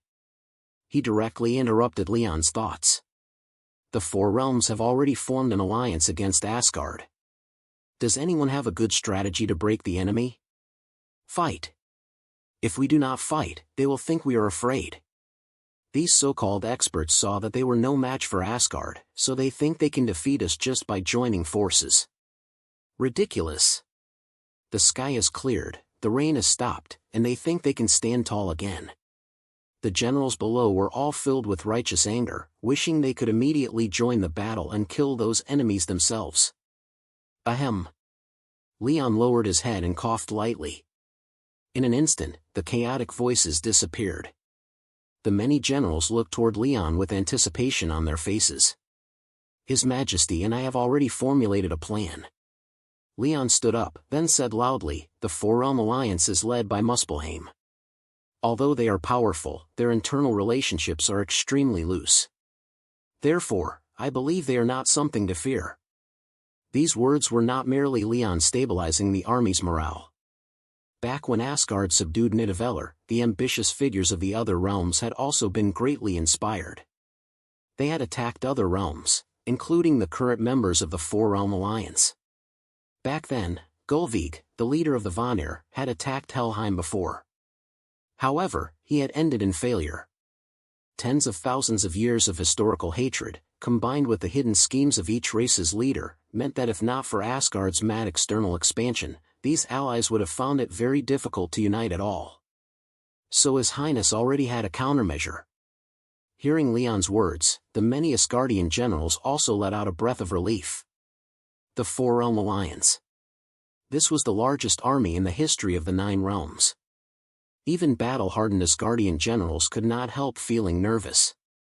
At this moment, Prince Wells's words were like a calming needle injected into their hearts. Leon opened his mouth, and a trace of coldness rose at the corner of his lips. Therefore, I have decided to split off one army to directly attack Muspelheim and hold down Muspelheim's main force. The rest of you must end the battle quickly and directly sweep away the armies of Vanaheim, Helheim, and Svartalfheim. Muspelheim, a kingdom of flames. Although its interior was extremely barren, the king of Muspelheim, Surtur, was an extremely powerful person.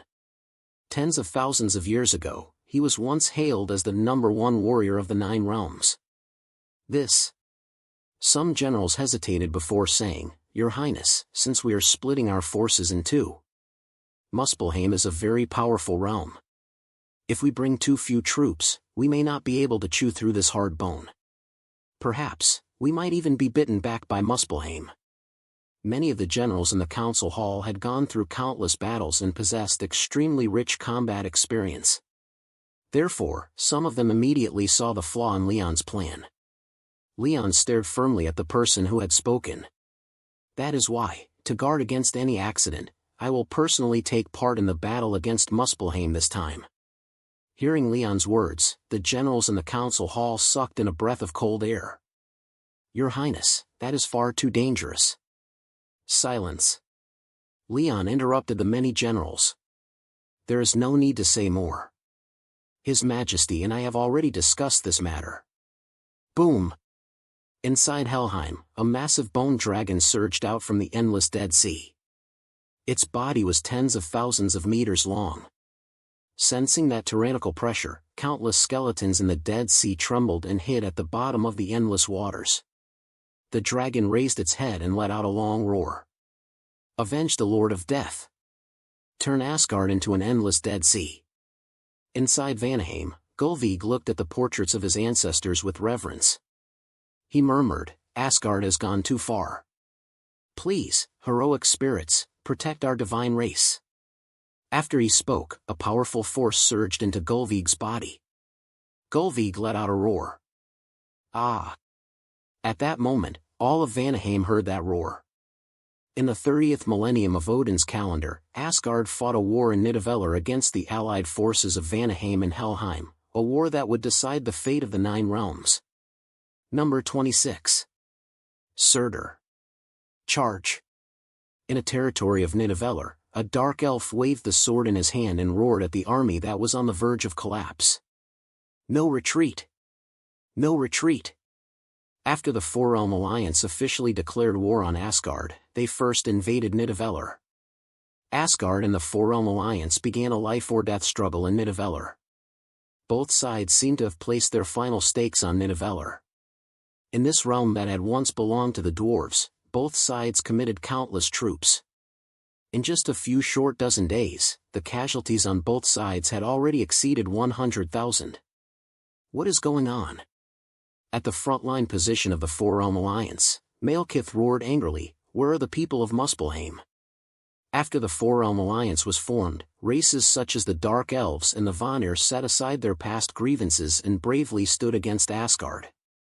But the promised Four-Realm Alliance had now only seen 3 forces arrive: the Dark Elves, the Vanir, and Helheim. Even now, Muspelheim's army had still not reached the battlefield. Because of this, an unbelievable scene appeared in Nidavellir. At first, the Three-Realm Alliance could still fight Asgard on equal footing. But as Asgard continuously reinforced its side from its subordinate territories, the Realm Alliance was now retreating step by step on the battlefield of Nidavellir.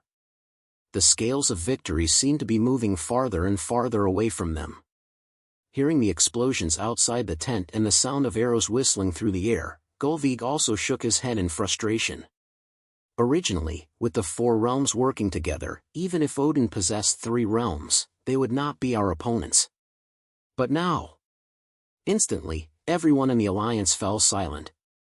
Although they were also known as 3 realms, grudges existed between them. The many types of soldiers under their command could not truly merge together. Although their army was vast in number, their actual combat strength was inferior to Asgard's. One had to know that after so many years of war, the dwarves' forging techniques and the rich resources from the former realm of the giants had already perfectly integrated with Asgard. Even if Malekith and Gullveig refused to admit it in their hearts, Asgard was indeed the number 1 power in the 9 realms, a true overlord-level existence. Muspelheim. A sigh came from a corner of the military tent. "I hope Muspelheim's army hurries here. If this continues, our defeat is only a matter of time."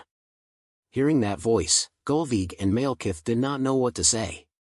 The person who had spoken was the new generation ruler of Helheim. Ever since the previous ruler of Helheim died at the hands of the goddess of death, Hela, Helheim had chosen a new monarch. Some had once said that this person was several times stronger than the previous ruler. "Odin is coming!" Suddenly, the panicked voices of soldiers came from outside the tent. The leaders of the Three-Realm Alliance were stunned, then quickly walked outside. They saw a holy Pegasus flying through the sky. And seated on its saddle was the king of Asgard, the current overlord of the 9 realms, Odin. Odin circled coldly in the sky, but every time he took a step forward, the Alliance soldiers took a large step back. Seeing this, disdain appeared on Odin's face. He lowered his head and looked at Malekith and the others. Only after a long while did he finally speak. It has been a long time since I fought anyone.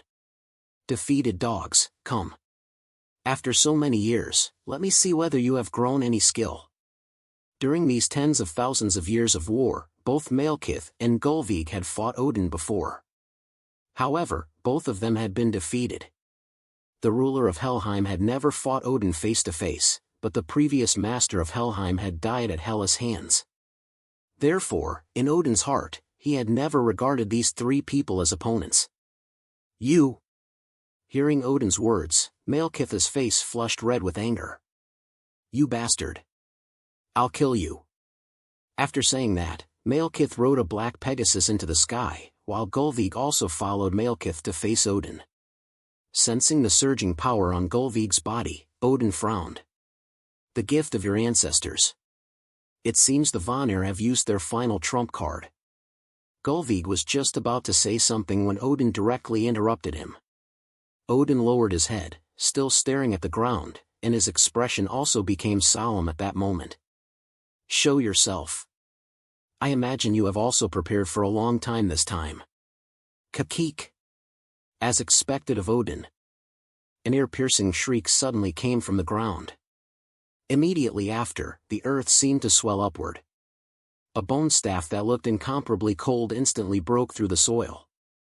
In just half a minute, a massive bone dragon appeared before everyone. Malekith could not help swallowing. This guy. Good. Very good. Odin smiled with great comfort. The ancestor of the divine race, the ancient powerhouse of the underworld. I think, today, I will certainly be very happy. The instant his words fell, Odin leaped off his Pegasus and charged straight toward the bone dragon. You no longer need to wait for reinforcements from Muspelheim. They will not be coming. Wells. Inside Muspelheim, an enraged voice shot straight into the sky. You are courting death. Bang!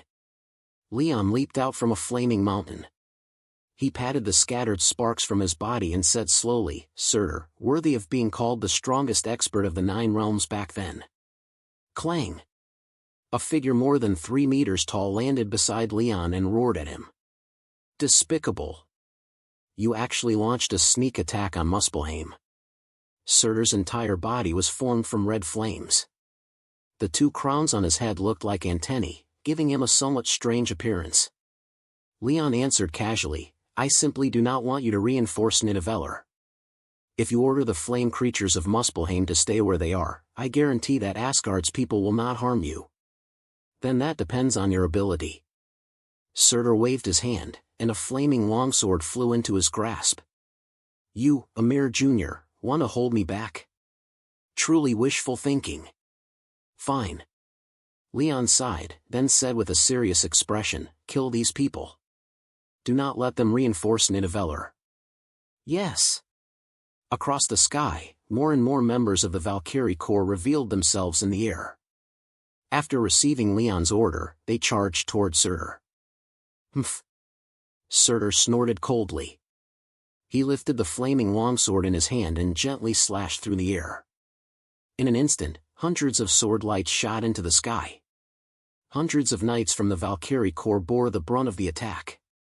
Wherever the sword light passed, they fell to the ground one after another. Seeing this, Leon's expression changed slightly.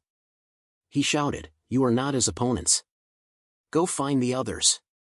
Muspelheim was an extremely barren realm. However, unlike the Dark Elves of Svartalfheim, the natives of Muspelheim were extremely powerful. In a one-on-one fight, even Asgardian soldiers were not necessarily a match for these flame creatures. Whoosh! Leon extended his palm, and a beam of red magical light struck Surtur directly in the chest. Surtur said nothing. He only gritted his teeth and smiled at Leon, his facial expression gradually turning fierce. A long time ago, I heard that Odin's younger brother possessed a magic stone. But relying on a single magic stone alone will not be enough to kill me. Surtur ignored the impact of Leon's magic. Enduring the intense pain, he charged toward Leon. His longsword danced through the air. Leon quickly turned and retreated several dozen meters. I still prefer fist against fist, flesh against flesh. As he spoke, Leon straightened his clothes. A uniquely powerful aura automatically emerged from his body. He said coldly, "Come, Surtur. Let me witness your true strength." Surtur said without the slightest fear, "Come." Leon's body was like an aurora. The power of his fists formed a powerful wave of air in the sky. Wherever the wave passed, sand and stones flew wildly. Muspelheim, already barren to begin with, now seemed to carry an added chill. Boom! Bang! The battle between Leon and Surtur had already surpassed the endurance of Muspelheim's creatures and Asgard's soldiers. Everyone watched the two of them in fear, and for a moment, they even forgot to continue fighting. Wells? Kelt, the commander of the Valkyrie Corps, murmured to himself, "How can His Highness be so strong?" During tens of thousands of years of Asgard's wars, Kelt had always believed that Prince Wels's personal strength was not very powerful. After all, the Creator was fair. Prince Wels's wisdom was unmatched throughout the 9 realms, so his strength should not be too great. Even if he possessed an Infinity Stone, that should only be a means of self-protection. But the battle before him had truly shattered Kelt's worldview. Prince Wels actually had the strength to contend with Surtur. He had hidden it too deeply. For so many years, no one had ever seen His Highness take action. Kelt's face was filled with excitement. In the early stage of the war, Surtur's strength had been the greatest concern of Asgard's many generals. After all, Surtur had once possessed the title of #1 warrior of the 9 realms. But at that time, Prince Wels had been shockingly calm. He had confidently guaranteed it to the generals, and only then did the Asgardian generals stop worrying about this matter. So this was Prince Wels's true strength. An indescribable light flashed in Kelt's eyes. Wels? Another earth-shaking roar came from the sky. Kelt raised his head and saw that Prince Wels and Surtur, who had originally been locked together, had separated once more. The two stood several miles apart. At that moment, Surtur said coldly, "I did not expect that I had underestimated you. For figures like Odin and you to appear in the 9 realms. Number 27. The War of the 9 Realms. Same to you." Facing Surtur's praise, Leon's expression remained calm, as if he did not care. "You are not bad either. Surtur, the villain in Thor, Ragnarok, a super powerhouse. After Odin's death, he was the one who destroyed Asgard. In the end, Hela perished together with him, and only then did he fall forever among Asgard's ruins. Actually," Surtur smiled strangely, "I do not care whether Muspelheim lives or dies. Tens of thousands of years ago, a witch once divined my fate. She said I would have a lifelong enemy. He would be born in Asgard, and in the future, he might become the king of the 9 realms. Ever since you brothers were born, I have already been able to determine that my lifelong enemy in the prophecy is either you, or your elder brother, Odin. My guess is that person should be Odin." "So?" Surtur grinned. "The person I truly want to kill is actually Odin." After saying this, Surtur no longer paid attention to Leon. He rose and flew toward Nidavellir. There stood his lifelong enemy, Odin. "You!" Seeing Surtur leave the battlefield directly, Leon clearly had not expected him to do this. He hurriedly rose and chased after Surtur, but Surtur was simply too fast. Even though Leon used all his strength, he still could not catch up. Seeing that things had already reached this point, Leon could only return to Muspelheim.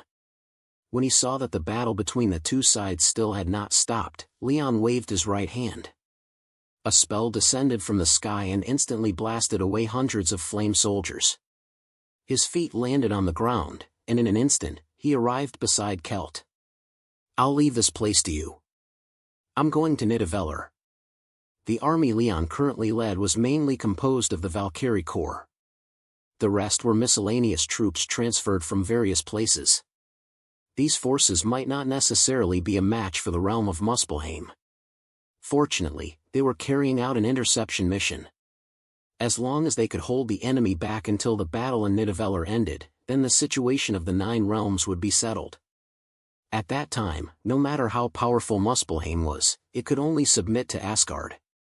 Kelt quickly agreed. Yes. Leon said with extreme seriousness, no matter what, you must not allow Muspelheim's creatures to reinforce Nidavellir.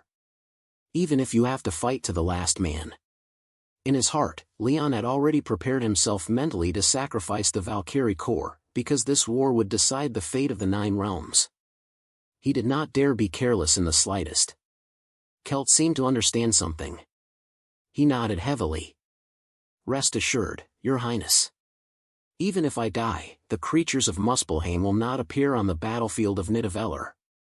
Leon silently looked at him, then quickly rushed toward the battlefield of Nidavellir. Blood spread across the horizon. Endless corpses covered the ground. Hoarse roars and desperate rage filled the entirety of Nidavellir. When Leon arrived at Nidavellir again, the first thing he saw was a scene like hell. Boom! Deafening sounds came from the sky. Several powerful auras spread through the heavens, stirring the endless sky until its color faintly began to change. Leon hurriedly flew toward the battlefield. Before long, he arrived at the center of the main battlefield. Without saying a word, Leon directly joined the fight. Go! A streak of white light instantly crossed the sky. Gullveig, who was currently surrounding and attacking Odin, sensed something in his heart. He glanced back and saw a magical attack flying straight toward him. Gullveig's expression changed, and he quickly withdrew from the encirclement around Odin. However, Leon had no intention of letting Gullveig off so easily. He clenched his fist and struck toward Gullveig without hesitation. Impudent! Seeing Leon press him relentlessly, Gullveig flew into a rage.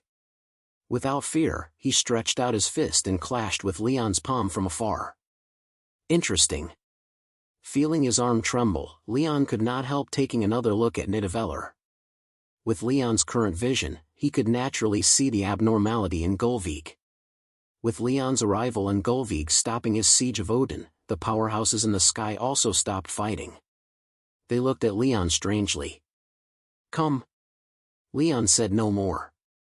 He moved his limbs, then forcefully dragged the bone dragon and Gullveig to the side. Seeing this scene, Odin's eyes suddenly flashed. Then he also began fighting Surtur and Malekith. With Leon joining the battle, Odin's pressure instantly decreased by half. From that moment onward, the battle became much more comfortable for him. Leon tightly grabbed a bone on the bone dragon's head. With a forceful pinch, there was a crisp crack. Woo! The bone dragon let out a painful roar. Shut up! Leon leaped onto the bone dragon's upper body. His palm turned into a hand blade, and in an instant, the bone dragon's steel-like body was split into 2. Good timing. Seeing Gullveig charge toward him, Leon grinned, and the power in his body surged once more. Bang! The instant their powerful forces collided, space seemed to be torn apart. The crack continued expanding, and in just a few seconds, it had stretched several dozen meters wide. Leon and Gullveig seemed not to notice. The two of them continued fighting at the edge of the crack. Bang! Leon punched Gullveig heavily in the abdomen. Immediately afterward, all the power in his body gathered in his right foot. With a sidestep, he kicked Gullveig straight down to the ground. Gullveig's abdomen churned violently, making him feel extremely uncomfortable. However, he still endured the intense pain and stood up. Looking at Leon standing proudly in the void, Gullveig's face turned extremely gloomy. This guy, how can he be this strong? Woo! The bone dragon raised its head and roared. Its body reassembled in midair. In just a single breath, a massive bone dragon once again appeared in the sky. Inside the bone dragon's 2 pupils were 2 cold green flames. After its body reassembled, those green flames had weakened considerably. The bone dragon roared, then charged toward Leon again. Seeing this, Gullveig also rejoined the battle. Leon's face turned cold. He muttered in a low voice, "You never learn." Ah! Leon gathered his strength into his right fist again. Just as Gulvig and the bone dragon charged toward him, Leon swung his fist and punched toward them. The already fragile space was completely shattered beneath Leon's fist. Dozens of small black wormholes appeared in the sky. Some soldiers looked at this scene in despair. Even hell could not be worse than this. What? Seeming to sense this tyrannical power, terror appeared on Gulvig's face. He hurriedly drew out his own power to block the attack. Whoosh! The enormous fist shadow swept past Gulvig and the giant dragon. The two stared blankly at Leon, and the entire scene instantly fell silent. How is this possible? Gulvig lowered his head and looked at his hands. At that moment, all the power in his body had already vanished, and the shadow of death rose from the bottom of his heart. Gulvig's body fell rapidly. From that moment on, he never stood up again. Leon looked at Gulvig on the ground with pity, then said faintly, "You should have died tens of thousands of years ago. The only reason we did not kill you back then was because you still had value." Crack! Crack! The giant dragon's massive body also began collapsing at that moment. Its bones fell unwillingly toward the ground, leaving only the skull with green flames suspended in the air. Gulvig! Malekith seemed to sense something. He turned back and saw that Gulvig was already dead. At that moment, he no longer dared feel even the slightest desire to resist Asgard. He hurriedly fled from the battle. Seeing that Malekith had actually run away, Surtur flew into a rage. Idiot! After Malekith left, Odin's pressure greatly decreased. He chuckled. You should worry about yourself instead. Swish! The spear in Odin's hand followed the motion and curved around. Its edge brushed across Surtur's body. Surtur had no time to dodge and could only allow Odin to wound him. Humph! Surtur leaped away from the battle. Looking at Leon and Odin, his gaze grew colder and colder. He said softly, "All of you can die." After saying this, Surtur's body could not help swelling. Behind him, there seemed to be endless flames. Under the power of those flames, Surtur's strength rose step by step. Before long, a flaming giant several hundred meters tall appeared on the battlefield of Nidavellir. Surtur shouted loudly, "In the prophecy, I am the one who will destroy Asgard. Odin, how will you kill me?" Looking up at the sky, Odin's brows furrowed. So this is Surtur's true level? At that moment, Leon also noticed Surtur's condition. He threw away the ancient dragon's head and lightly arrived beside Odin. The battle has already gone on for so long. Royal brother, have you sensed their existence? Odin shook his head. No. It seems the Celestials have not interfered. This battle was the final large-scale campaign to unify the 9 realms. Leon and Odin had not regarded any force or powerhouse within the 9 realms as their enemy. What they feared was the Celestials interfering. Back in the Earth realm, Odin had once said that there was a force influencing his unification of the 9 realms. Afterward, Odin learned of the Celestials' existence. They had originally thought that members of the Celestials would interfere in this battle, but now it seemed the two brothers had overthought things. Good! Leon shouted loudly, "You no longer need to hide. Make your move." Oh whoa! A black dragon streaked across the sky. Seeing this giant dragon, the mages on the ground were somewhat at a loss. They lifted the magic staffs in their hands and attacked the black dragon. Countless spells struck the black dragon like raindrops. But what shocked the many mages was that the magic they were so proud of actually failed against this black dragon. This black dragon could actually ignore magical attacks. A trace of confusion arose in the hearts of the many mages at the same time. The black dragon shouted proudly, "Comfortable. Don't stop, don't stop. Hit harder." Number 28. Traveling far. Shut up. Hearing the giant dragon's ridiculous words, Hela, who stood on the black dragon's back, said angrily, "How could the dragon god Nidhogg have a descendant like you?" This giant dragon was none other than the dark dragon Leon had met under the Tree of Life tens of thousands of years ago. As early as the beginning of the war, Leon had already contacted it. However, Leon did not intend for the Dark Dragon to deal with Asgard's enemies. Instead, he wanted it to deal with the Celestials who might appear during the war. Ha! Hearing Hela's words, the Dark Dragon was not angry. It spread its wings and spat out a stream of crimson flames. In an instant, the undead soldiers of Helheim on the ground were burned straight into ashes. Let's go! On the Dark Dragon's back, a handsome man with a head full of white hair said loudly, "Odin and Wells need us.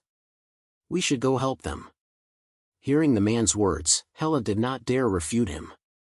She quickly nodded. "Yes, grandfather." This white-haired man was none other than Asgard's former king, Bor. Back then, in order to prevent members of the Celestials from interfering in this battle, Leon had secretly made many preparations. He had not only invited the Dark Dragon, but even Bor, who had already retired, had been invited out by Leon.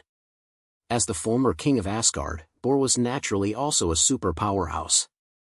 Originally, Leon had also wanted to invite Agamotto. Agamotto, who possessed the Time Stone, would also be a considerable help. However, after thinking about the special situation of the Earth realm, Leon dismissed the idea. If some ambitious figure from the Nine Realms set their sights on the Earth realm, that would not be good.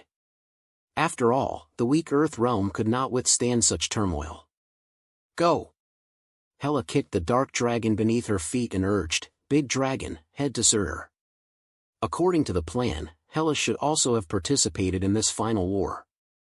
However, for safety's sake, Leon had still placed her to the side. If they were no match for the Celestials, then Hela would inherit the throne of Asgard, and in the future, she would continue resisting the Celestials. Fine. The Dark Dragon stopped spitting magical flames. It rushed into the clouds and arrived directly beside Leon. I seem to have sensed one of my kind. The Dark Dragon's nose twitched, then it looked toward the Bone Dragon not far away. The Bone Dragon's skull glowed with cold ghostly flames. Seeing this, the Dark Dragon looked as if it had found a treasure. It said excitedly, "An ancient dragon moving from death toward life, an existence even more tempting than the Tree of Life. As long as I devour it, perhaps I can reach an unprecedented height." Seeing the Dark Dragon staring blankly at the skeleton head, Hela became somewhat dissatisfied. "Hey, Big Dragon, what's wrong with you?" Bor also looked at the Dark Dragon beneath his feet in confusion, but he said nothing. Holding his weapon, Bor leaped up and arrived beside Odin and Leon. Looking at his two sons, Bor sighed inwardly. He believed himself to be an outstanding king. Yet in the future records of Asgard, the greatest achievement of his life would probably be giving birth to two extraordinarily gifted sons. Is this the final enemy? Looking at the mountain-like flame giant, Bor raised an eyebrow. Surtur? The former flame demon god of the Nine Realms. Before long, Hela no longer paid attention to the Dark Dragon. She, Groot, and Fenrir the giant wolf also arrived beside Leon. Seeing that everyone had arrived, Leon slowly said, "Once we defeat the Surtur, there will be no one in the Nine Realms who can obstruct us anymore." Bor, Hela, Groot, Fenrir the giant wolf, Odin, and Leon. These people were already the strongest existences in Asgard. This was the lineup Leon had prepared to deal with the Celestials.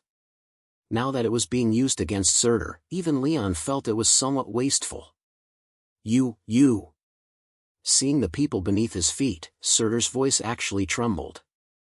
At that moment, Surtur discovered that every single one of the people below him possessed strength no weaker than his own. Even that giant wolf had power infinitely close to the leaders of the various realms. At this moment, he finally panicked. Attack! After Odin spoke, he was the first to charge forward. These people were Asgard's finest combat strength. Although Surtur had transformed into a flame giant, he was still no match for Odin and the others. Surtur only showed off his power for half an hour. For the rest of the time, he was beaten by Leon and the others together. "I will not let you off." Surtur used all his ability and spat a beam of magical flame toward Odin. Not good. Seeing this scene, Leon felt in his heart that something bad was about to happen. He hurriedly stretched out his right hand, and a magical defensive wall blocked Odin's front. However, what Leon did not expect was that the magical flame Surtur spat out instantly passed through the defensive wall. After passing through it, the magical flame turned into a tiny arrow of light that shot straight into Odin's eye. Odin let out a roar. Ah! Clang! After Surtur spat out his final spell, his mountain-like body transformed into a mass of flames, and the black crown on his head also fell to the ground. How could Leon and the others still care about Surtur? They quickly ran toward Odin. Odin covered one of his eyes. His handsome face was covered in scarlet blood. Seeing this scene, Leon suddenly froze in place. In Marvel, Odin was blind in one eye. Leon had lived with Odin for so many years that he had already forgotten this matter. He had originally thought that through his own efforts, his elder brother could avoid this calamity. But now, it seemed that everything was still developing toward its predetermined direction. Bor hurriedly used divine power to stop Odin's bleeding. The excitement that had originally been on his face had long since turned into worry. No matter what kind of person Odin became, in Bor's heart, he was still his son. Watching his son almost collapse beside him with his own eyes. To Bor, this was even harder to bear than death. Sensing that the blood seemed to have stopped flowing, Odin raised his hand to signal that his father should not worry. It's fine. Odin raised his head and looked at the sky, then said softly to himself, "This eye of mine seems to be blind." Bor originally wanted to comfort Odin with a few words, but when he tried to speak, it was as if his mouth had been blocked by something. The scene instantly fell silent. No one knew what they should say. Odin chuckled. It's fine. Now that the 9 realms are about to be unified, there will no longer be any large-scale wars in the future. I can also rest properly in Asgard, enter slumber for a period of time, and treat it as getting some sleep. Leon also nodded in agreement. That's right. There will be no more great wars in the future. Helheim, the bone dragon, had been completely killed. Although Malekith had escaped, it would be difficult for him to achieve anything great in the future. Although the realm of Muspelheim was powerful, Surtur had now been sealed. Without a leader, the flame creatures of Muspelheim were no longer worth fearing. From this day onward, small local battles might still occur in the 9 realms, but a large-scale realm war like today's would never happen again. No force in the 9 realms would ever again be able to shake Asgard's position. After today, Asgard would officially rule the world. Leon bent down and picked up the crown, then said softly, "It is difficult to truly kill Surtur. However, if he does not have the eternal flame, his strength can only be considered ordinary." Surtur was originally the demon god of Muspelheim. Tens of thousands of years later, with the blessing of the eternal flame, he would be nearly invincible in the 9 realms. In addition, because of the characteristics of the flame giant race, he was extremely difficult to completely kill. Odin shrugged, and his tone became relaxed as well. Just seal away the eternal flame. Even if someone revives Surtur, he will no longer be our opponent. Stop fighting. Leon quickly arrived on the ground. Seeing that the battle below had not stopped, Leon took a deep breath, then shouted loudly, "Your leaders have been completely killed. If you surrender now, I will give you the best treatment." Although they had dealt with the leaders of the 4-realm alliance, the soldiers on the ground were still a major concern. Even if Leon and the others possessed the ability to fight 10,000 enemies alone, facing tens of thousands of soldiers from the 4 realms, they could not kill them all by relying on only a few people. The many soldiers looked at Odin in confusion. When they saw Hela and Leon also standing behind Odin, the soldiers' expressions changed. They seemed to understand something and all raised their heads to look at the sky. At this moment, there was not a single figure left in the sky. There was only a giant dragon devouring the bone dragon's skull. Leon said coldly, "Your guess is correct. Your leaders have already been killed by us. If you do not surrender, there is only one path waiting for you, to be killed by Asgard 1 by 1 inch. The escaped Malekith would definitely be a problem in the future, just like the frost giants of Svartalfheim." However, at this moment, Leon had already ignored Malekith. Stabilizing these soldiers was the most important matter. I surrender. A dark elf tremblingly put down the magic staff in his hand. Once the first person surrendered, there would naturally be a second. Very quickly, thousands of soldiers from the Four-Realm Alliance put down their weapons. However, there were still some people who did not put down their weapons. Most of them were the undead of Helheim and the people of the Vanir. They knew that their grudges with Asgard ran deep. Even if they surrendered, they would only suffer humiliation from Asgard. Rather than that, it was better to die gloriously in battle. History had never lacked people willing to sacrifice themselves for righteousness. These four races had existed for tens of thousands of years, so naturally, there were men of tragic courage among them. Facing such people, Leon would not belittle them. But as enemies, he would not show mercy either. Leon gave the final order. Those who surrender, crouch down. Those who do not surrender, continue holding your weapons. The moment his voice fell, the slaughter continued. Number 29. Laying plans in the Earth Realm, end of the Nine Realms arc. Hurry up. After the great battle ended, a light rain fell over Nidavellir. But this small drizzle caused Asgard a great deal of trouble. Countless corpses lay scattered across the muddy slopes, while tens of thousands of prisoners braved the continuous rain and struggled toward the gathering point. Many Asgardian warriors held their weapons and coldly watched over the prisoners in the rain. The rain soaked their firm faces, but they could not be bothered to wipe it away. For these soldiers, the joy of victory from a few days ago had already faded greatly. As people who had personally taken part in the battle, they knew how difficult this victory had been. If the Valkyrie Corps had not firmly held back the flame creatures of Muspelheim, they would not have been a match for the allied army. What a headache. Not far away, Leon looked at the captive army in the rain with a faint smile. I didn't expect there to be so many prisoners. Beside Leon stood a man. This tall man held an umbrella for Leon. His face was somewhat pale. Hearing Leon's words, the man said respectfully, "How about I go kill them all?" Ha ha ha. Leon shook his head, clearly not agreeing with this idea. He turned to the man and said, "Kelt, you are a lucky general. You have brushed past the edge of death many times." After the great battle ended, Leon sent people to support Muspelheim. In the end, they dug Kelt out from a pile of corpses. If they had been any slower, Kelt might have been torn apart by the natives of Muspelheim. Facing this former subordinate, Leon specially used leaves from the Tree of Life to pull him back from the shadow of death. Kelt was a talent. In every war, he and the Valkyrie Corps fought the fiercest battles, yet Kelt almost always survived danger by a narrow margin. This made Leon click his tongue in wonder. Kelt grinned, looking somewhat simple and honest. Leon said softly, "As long as I am alive, I will guarantee wealth and honor for 3 generations of your family." "Thank you, Your Highness." Hearing these words, surprise appeared on Kelt's face. "This subordinate will swear loyalty to Your Highness until death." Kelt was a smart man.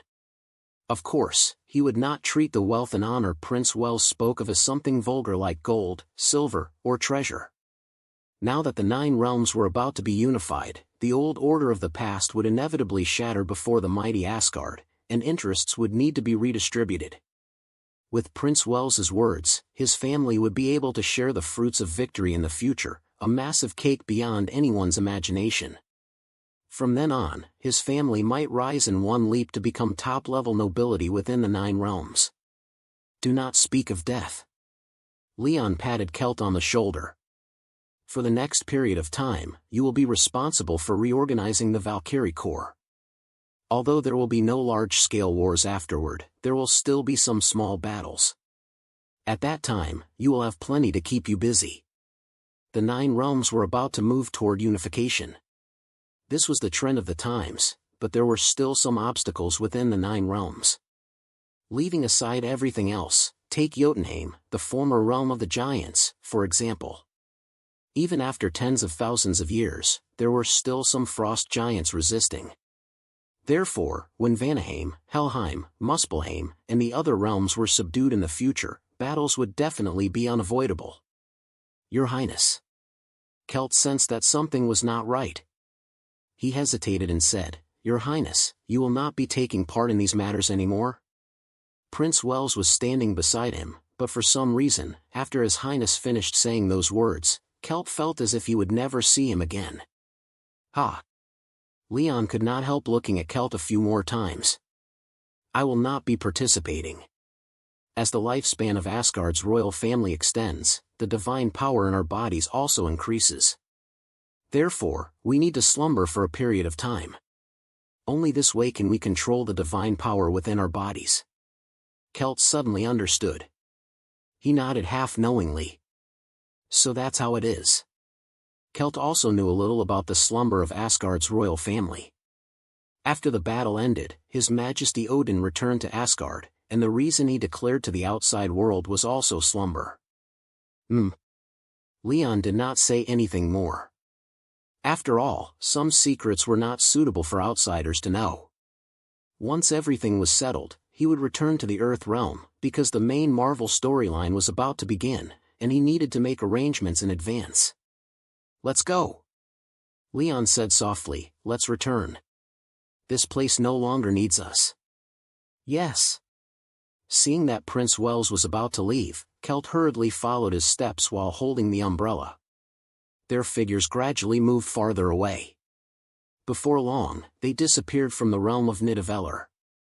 In the 30th millennium of Odin's calendar, the four-realm alliance of Vanaheim, Helheim, Svartalfheim, and Muspelheim fought Asgard and Nidavellir. The number of troops invested by both sides was unprecedented in the history of the Nine Realms. After this battle, Asgard, led by Odin, completely annihilated the main force of the four-realm alliance. Within the Nine Realms, there was no longer any great power that could rival Asgard. From then on, the four-realm alliance entered a stage of strategic defense. You thick-browed, big-eyed fellow. The moment he stepped down from the Rainbow Bridge, Leon smiled at Heimdall and said, You must have enjoyed watching that, right? Heimdall was an extremely interesting person. If he had not been the guardian of the Rainbow Bridge, Leon would most likely have let him participate in this realm war. An epic battle. Heimdall seemed not to have heard Leon's teasing at all.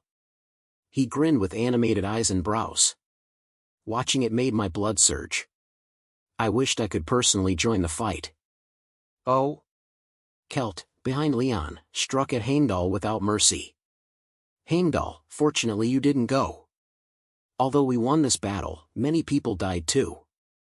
Don't make us go to your house to attend a funeral feast. Go away, go away. Hearing this, Heimdall waved his hand at the surroundings as if driving away bad luck. Nothing good comes out of a dog's mouth. If you don't know how to speak, then don't speak. You were lucky enough to pick up your life again. That is already a tremendous blessing. Ha ha ha. As the three of them spoke, they all burst into laughter. Right. Heimdall seemed to remember something and said to Leon. Princess Hela seems to have had a small conflict with His Majesty Odin. The two of them both seem very unhappy. Leon's brows furrowed, and the joy in his heart immediately faded by several degrees. He asked, what exactly happened? How could those two have a conflict? Leon knew that his elder brother, Odin, doted on this eldest daughter very much. Otherwise, he would not have passed Mjolnir to Hela. Heimdall slowly said, after the great battle ended, Princess Hela led a force into Vanaheim.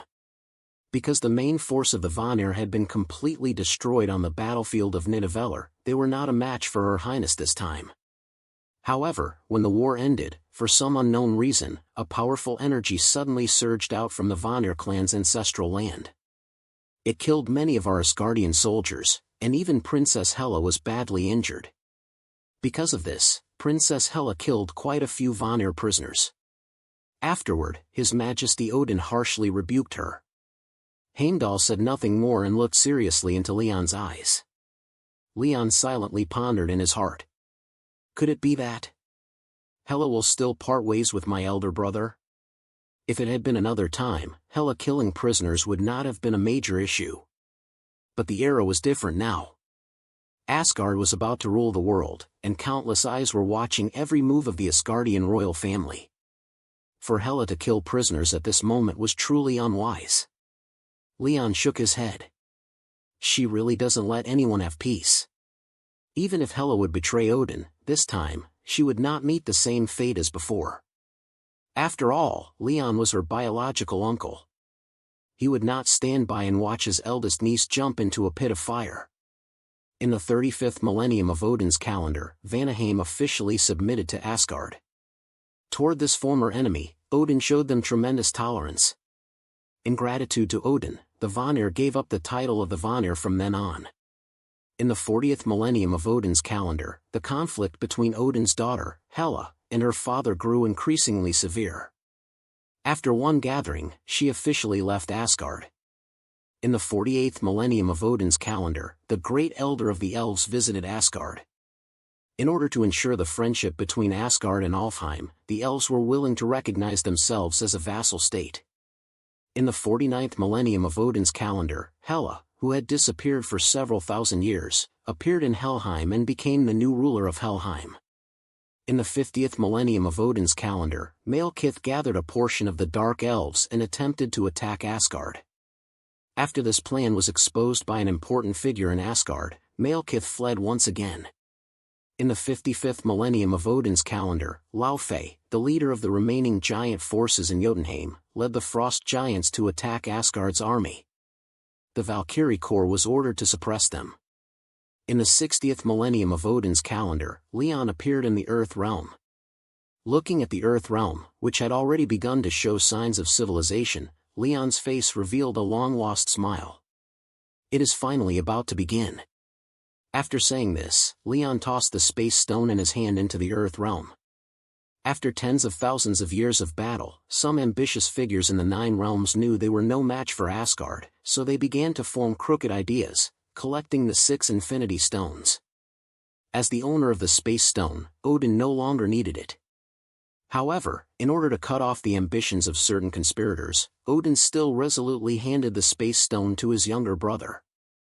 And in order to prevent some people from sensing the energy leaking from the Space Stone, Leon specially asked the Dwarf King to forge the Space Stone into the Tesseract. The source of all stories began with the Tesseract. Go! The Tesseract traced a beautiful arc. Before long, it disappeared from Leon's sight. Number 30. Suppressing her with one hand. After leaving the Tesseract in the Earth realm, Leon wandered around the realm at random. However, he did not disturb the normal order of the Earth realm. Every civilization had its own reasons for existing and developing. He did not want to recklessly interfere in the wars of the Earth realm like the Celestials. Now, the Earth realm had already shown signs of civilization. Although some civilizations were still bloody, even extremely inhumane, this was still a historic leap. Because he knew that time was drawing closer and closer. After that, Leon returned to Asgard. Ever since Asgard ended the war against the 4 realms, Leon had been living in seclusion behind the scenes. Aside from a few old fossils, some young people had never even heard of his name. Not good. The moment Leon returned from the Earth realm to Asgard, an urgent voice came from the Rainbow Bridge. Heimdall. Leon straightened his clothes and said with great dissatisfaction, "It's been tens of thousands of years. You're no longer young either. Can't you be a little steadier? Let me tell you, as long as I'm alive, as long as my royal brother is alive, the sky of Asgard will not collapse." Although the battle against the 4-realm alliance had ended tens of thousands of years ago, its influence still remained to this day. It was also from that time onward that Odin gradually gained the title of King of the Gods. He was recognized as the #1 powerhouse of the 9 realms, and Asgard was also called the homeland of the gods. You little brat. Back then, I really should have beaten your backside hard. Hearing Leon's words, Heimdall rolled his eyes. However, thinking of the seriousness of the matter, he still suppressed the indignation in his heart. Princess Hela. Hela has rebelled. Sigh. Scenes from tens of thousands of years ago instantly surfaced in Leon's mind. Back then, he had just returned from the realm of the elves. In Asgard's palace, he saw the clever and mischievous Hela for the first time. After that, the conflict between Hela and Odin gradually deepened. Leon had seen all of it. There was a saying that even an upright official could not settle family affairs. Odin could not properly handle his relationship with his own daughter, let alone Leon, an outsider. Only after a long while did Leon sigh. She still reached this step. Back when Hela left Asgard, Leon had already sensed that something was wrong. However, Hela was someone he had watched grow up with his own eyes, after all. Leon had not treated her departure as defection.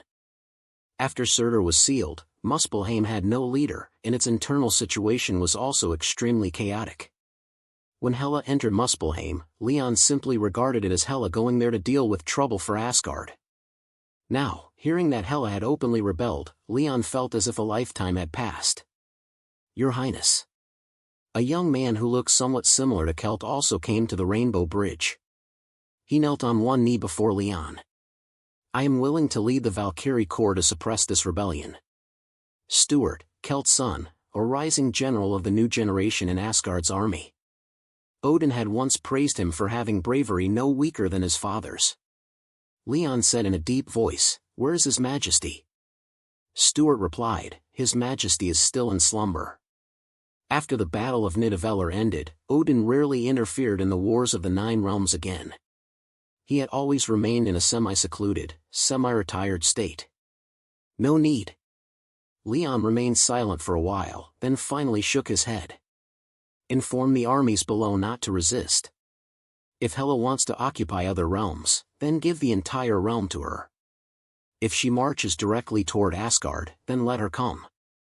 In any case, this little family fortune was painstakingly built by her father and her uncle. If she wants to ruin it, let her ruin it." Stuart thought he had misheard.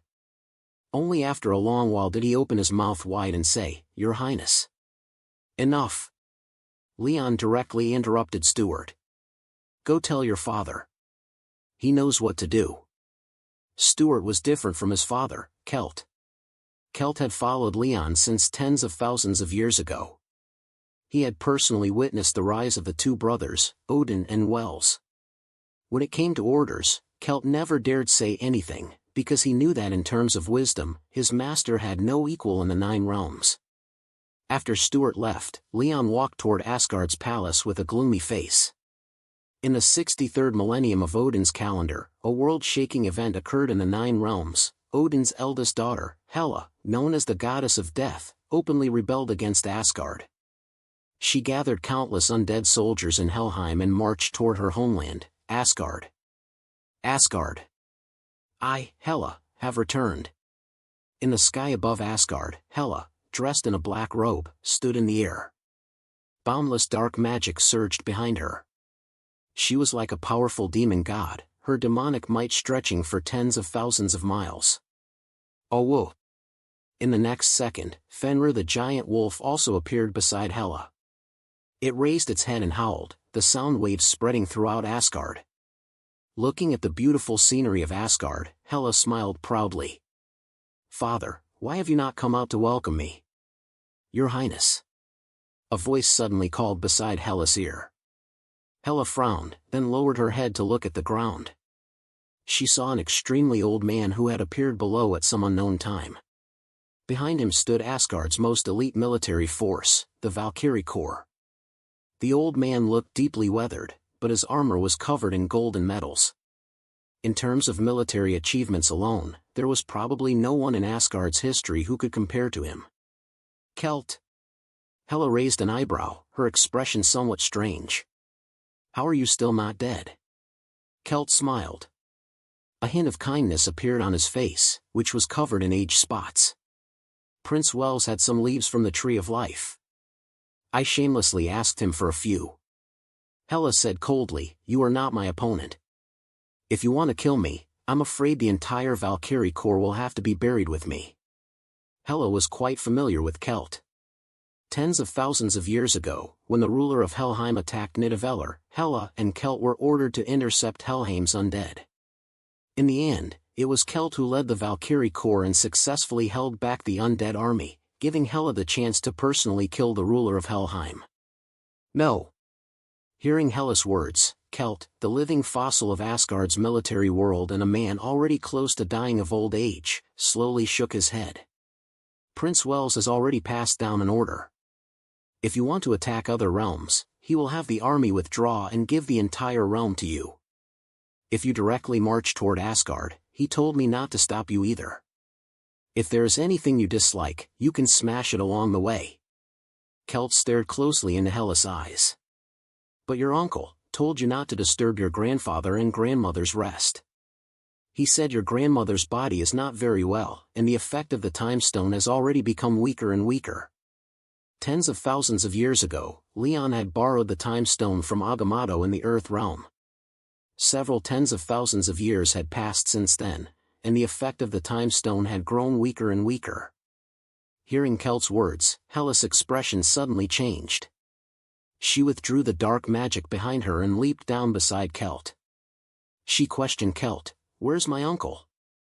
Although Hela was already a famous powerhouse in the 9 realms, she was still deeply wary of this biological uncle of hers. Asgard had reached its current state because, in Hela's opinion, 70% was due to fortune, 20% was due to her father's strength, and the final 10% was due to her uncle's planning. Without her uncle, Asgard would have needed many more years to unify the 9 realms. Kelt said respectfully, "He is already waiting for you in the palace." The moment Kelt finished speaking, Hela turned and walked toward Asgard's palace. Asgard's palace was a place every powerhouse in the 9 realms dreamed of entering. It was said that as long as one entered it, they could receive Odin's appreciation, and from then on, fame, fortune, wealth, and glory would be easily obtained. Yet today, the palace, which was usually heavily guarded, was cold and deserted. As Hela walked through the palace, the emotions in her heart became increasingly complicated. With Hela's cultivation, she could naturally sense some soldiers hiding in the secret passages. However, she had never placed those battle-hardened soldiers in her eyes. If Odin was still slumbering, then she had only one opponent. Her biological uncle, Wells. The vast palace now seemed completely empty. She arrived at the very front of the palace path, pushed open the door, and walked straight into the royal council hall. On the throne sat a man who was looking at Hela with a smiling face. Beside the throne, Groot was also looking at Hela with a complicated expression.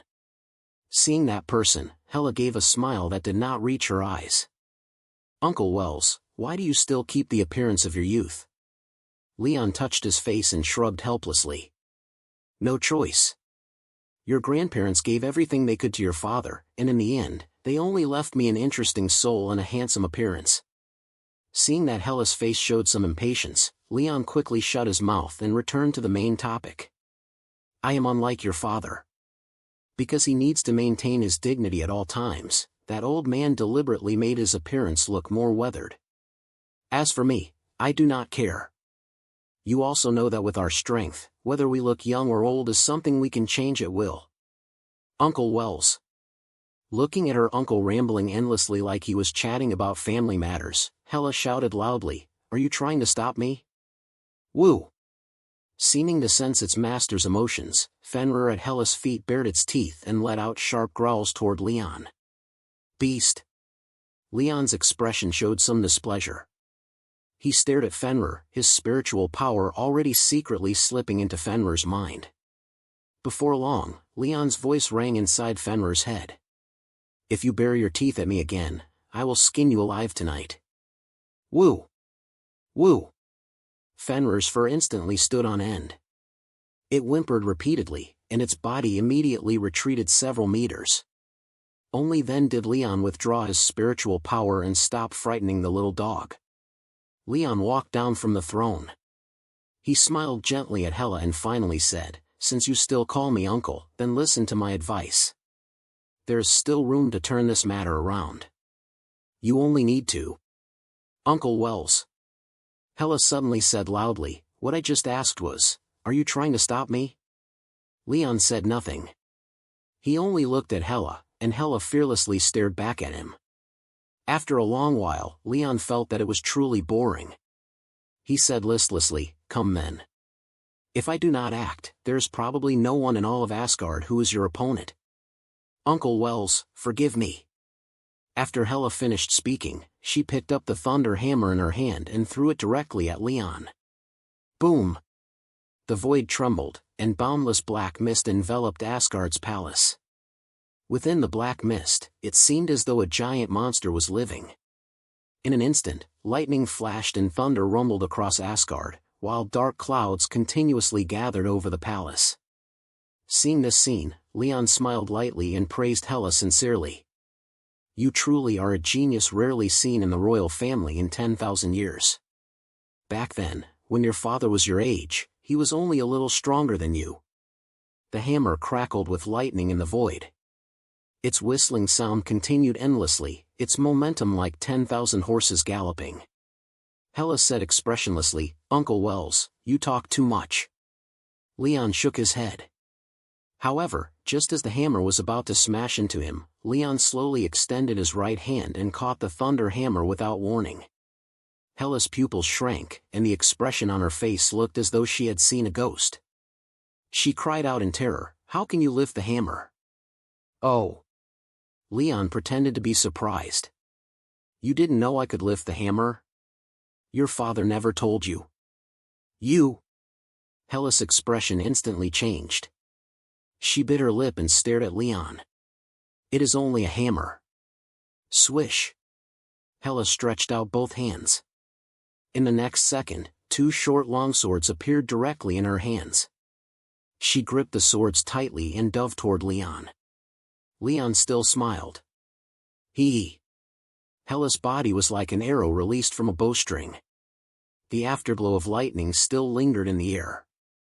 At this moment, Hela flew through the sparks of lightning, creating an extremely dazzling scene. Leon waved his hand, and a powerful force overflowed from his body. Hela, who was in midair, seemed to sense a dense killing intent. She quickly stopped. Her body spun once in the air, then rapidly returned to her original position. So strong. Hela half-crouched on the ground and cried out in her heart. Although she had lived together with her uncle for many years, in her impression, Uncle Wells had only made a handful of moves. So much so that in her heart, her uncle had always been someone who played with schemes and tricks. But now that she had personally seen her uncle's strength, she finally understood just how powerful he truly was. Number 31. The Earthly Realm. Begins. Just as Hela was about to stand back up, a pressure like that of a primordial beast came crashing down on her. Hela used all her strength to resist it, but in barely half a minute, she staggered and dropped to one knee. Her face turned pale. In her heart, she screamed, Uncle Wells, how could he possibly be this strong? Hela was a powerhouse in her own right. She had fought across the 9 realms for tens of thousands of years, and the number of experts who had died by her hand was countless. Yet she had never imagined that today, she would not even be able to touch the hem of her uncle's clothes. Hela. Leon slowly walked up to her. Lowering his head, he looked at his eldest niece and said, Surrender. Luckily, your father is asleep this time. If your enemy were him, believe me, you would absolutely not be his match. After the situation in the 9 realms stabilized, Odin had rarely made a move, but Leon knew very well how powerful his elder brother truly was.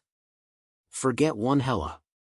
Even 2 Helas would not be able to withstand a single hand from Odin. If he could choose his enemy, Leon would never choose his own brother. In the 9 realms, there was no one who did not know the name Odin. No. Hela stubbornly shook her head. I know my father's personality. He will never let me off.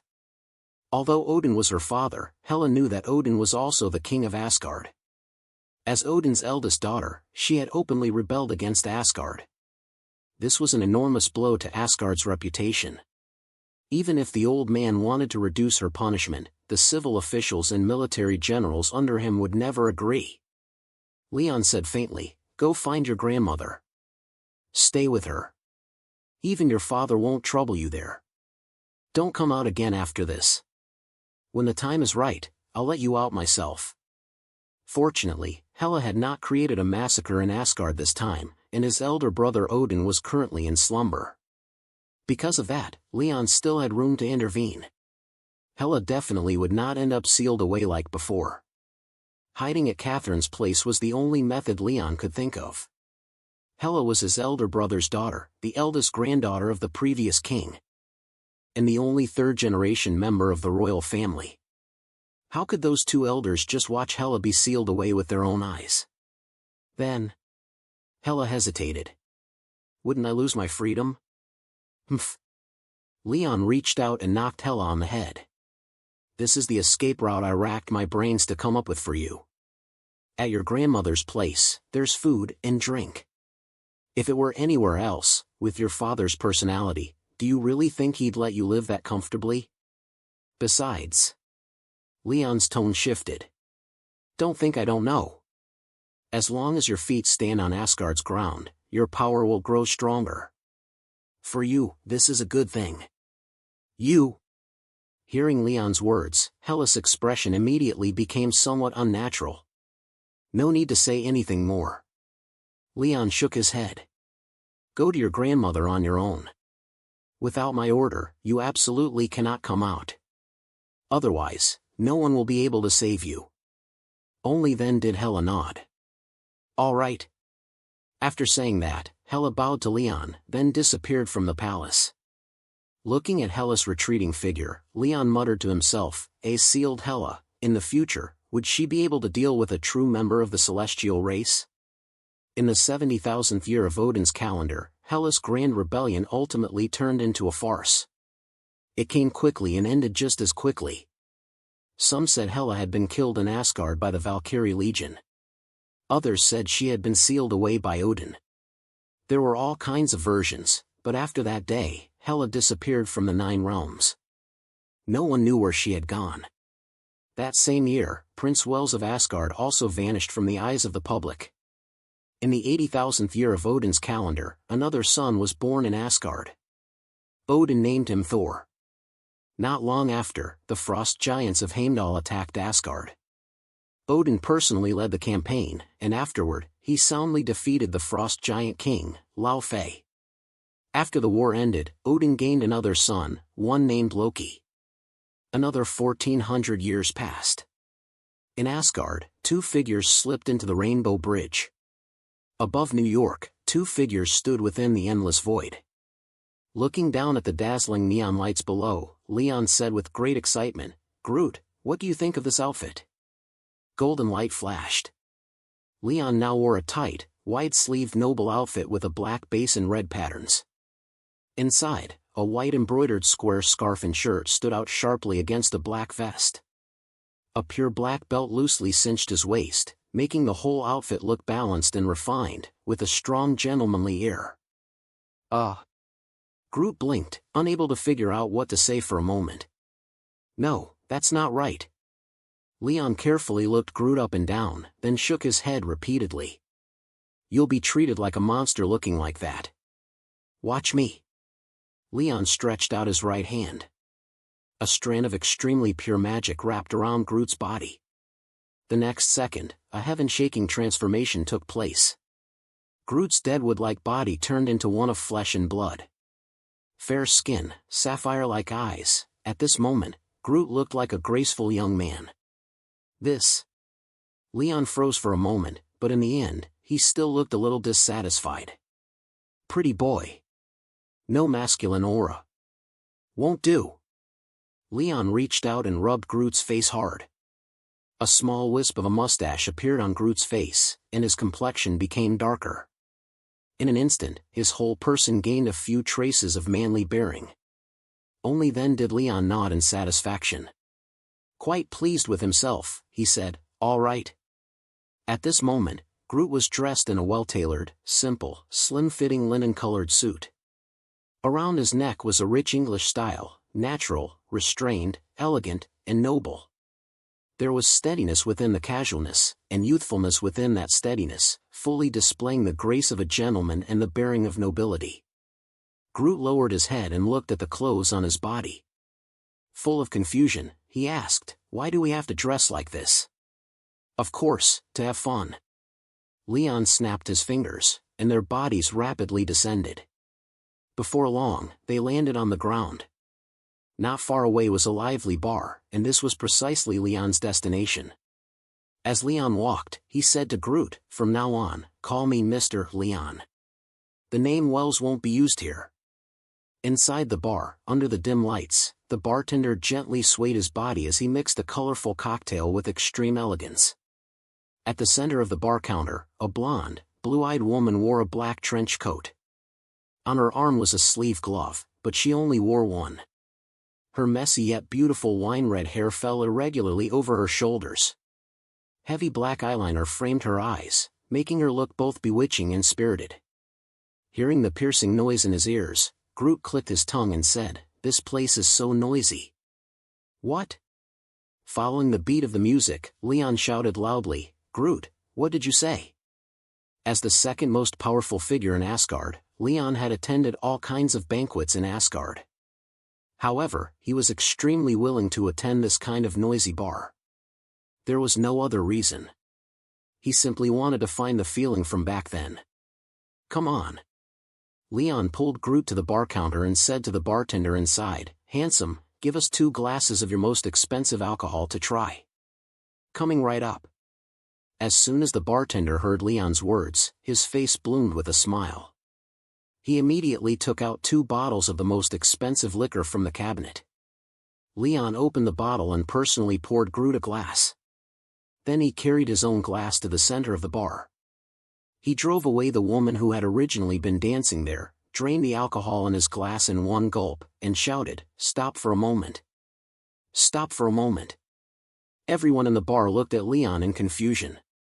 Even the bartender, who had originally had a very good impression of him, looked at him without understanding what was going on. After the sounds in the bar stopped, Leon cleared his throat and said loudly, "Tonight's expenses are all on young Master Leon. Young Master Leon. Young Master Leon." With one sentence, Leon instantly ignited the atmosphere in the bar. The bar once again sank into a wave of noise and excitement. What exactly is going on here?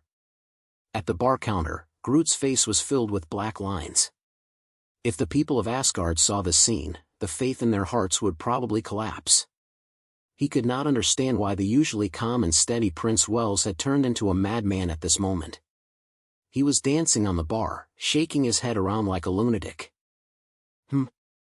At that moment, Groot suddenly noticed a burly man approaching Leon. In his arms, he was actually hiding a sharp dagger. Number 32. Dracula. Young man. While Leon was still dancing on the stage, a burly man walked up beside him and shouted, "I want to talk to you about something." "Oh." Leon's face was flushed, as if he still had not shaken off the atmosphere of the bar. But when he heard someone calling him, he still held his glass and staggered down from the stage. "Humph." Seeing Leon's drunken appearance, a cold smile appeared at the corner of the burly man's mouth. After Leon walked over to him, the man grabbed Leon by the neck and dragged him outside. "Come with me." "Hey, hey." Before Leon could even understand what was going on, he was forcibly dragged out of the bar.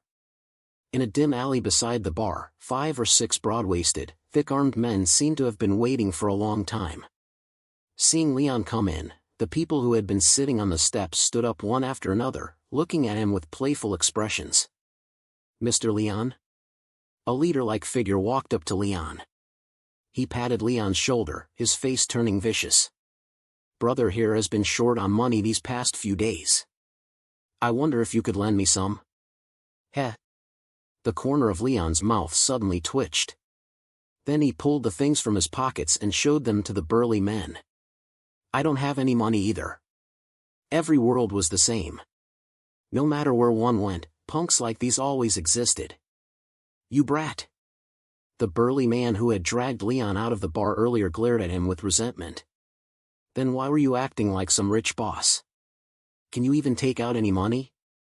With a smile on his face, Leon snorted a few words through his nose. "Don't have you guys?" "Us?"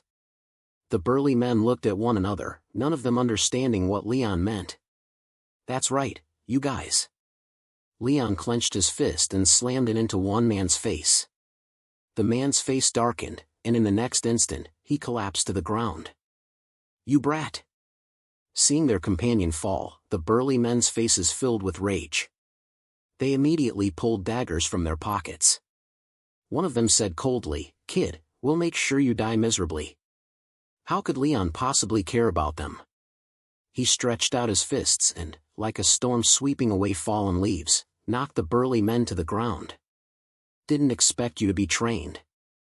Seeing his subordinates fall one after another, the leader immediately pulled a handgun from his arms. He aimed the barrel at Leon and cursed, "Get on your knees." "On my knees?" Leon said indifferently, "There is no one in this world who can make me kneel." "You're courting death." Leon's words seemed to enrage the man. His eyes narrowed, and he pulled the trigger without hesitation. A spark shot from the handgun. Leon stood completely still, watching the burly man commit violence with the gun in hand. "The weapons of the earthly realm right now still can't hurt me." That spark was like an aurora, but in Leon's eyes, it flew incredibly slowly, like an old man staggering forward. Just as the bullet was about to pierce through his body, Leon slowly stretched out his right hand and caught the golden bullet flying toward him. Feeling the lingering heat of the bullet in his palm, Leon raised his brows slightly, as if a little surprised. This era is interesting. The current time was not the main timeline of the Marvel movies. Tony Stark might already have been born, but he had not yet become the true Iron Man. And the reason Leon had come to the earthly realm now was to lay out his plans ahead of time. Because of this purpose, he had not even taken a single look at his elder brother's son, Thor, the future god of thunder. "You!"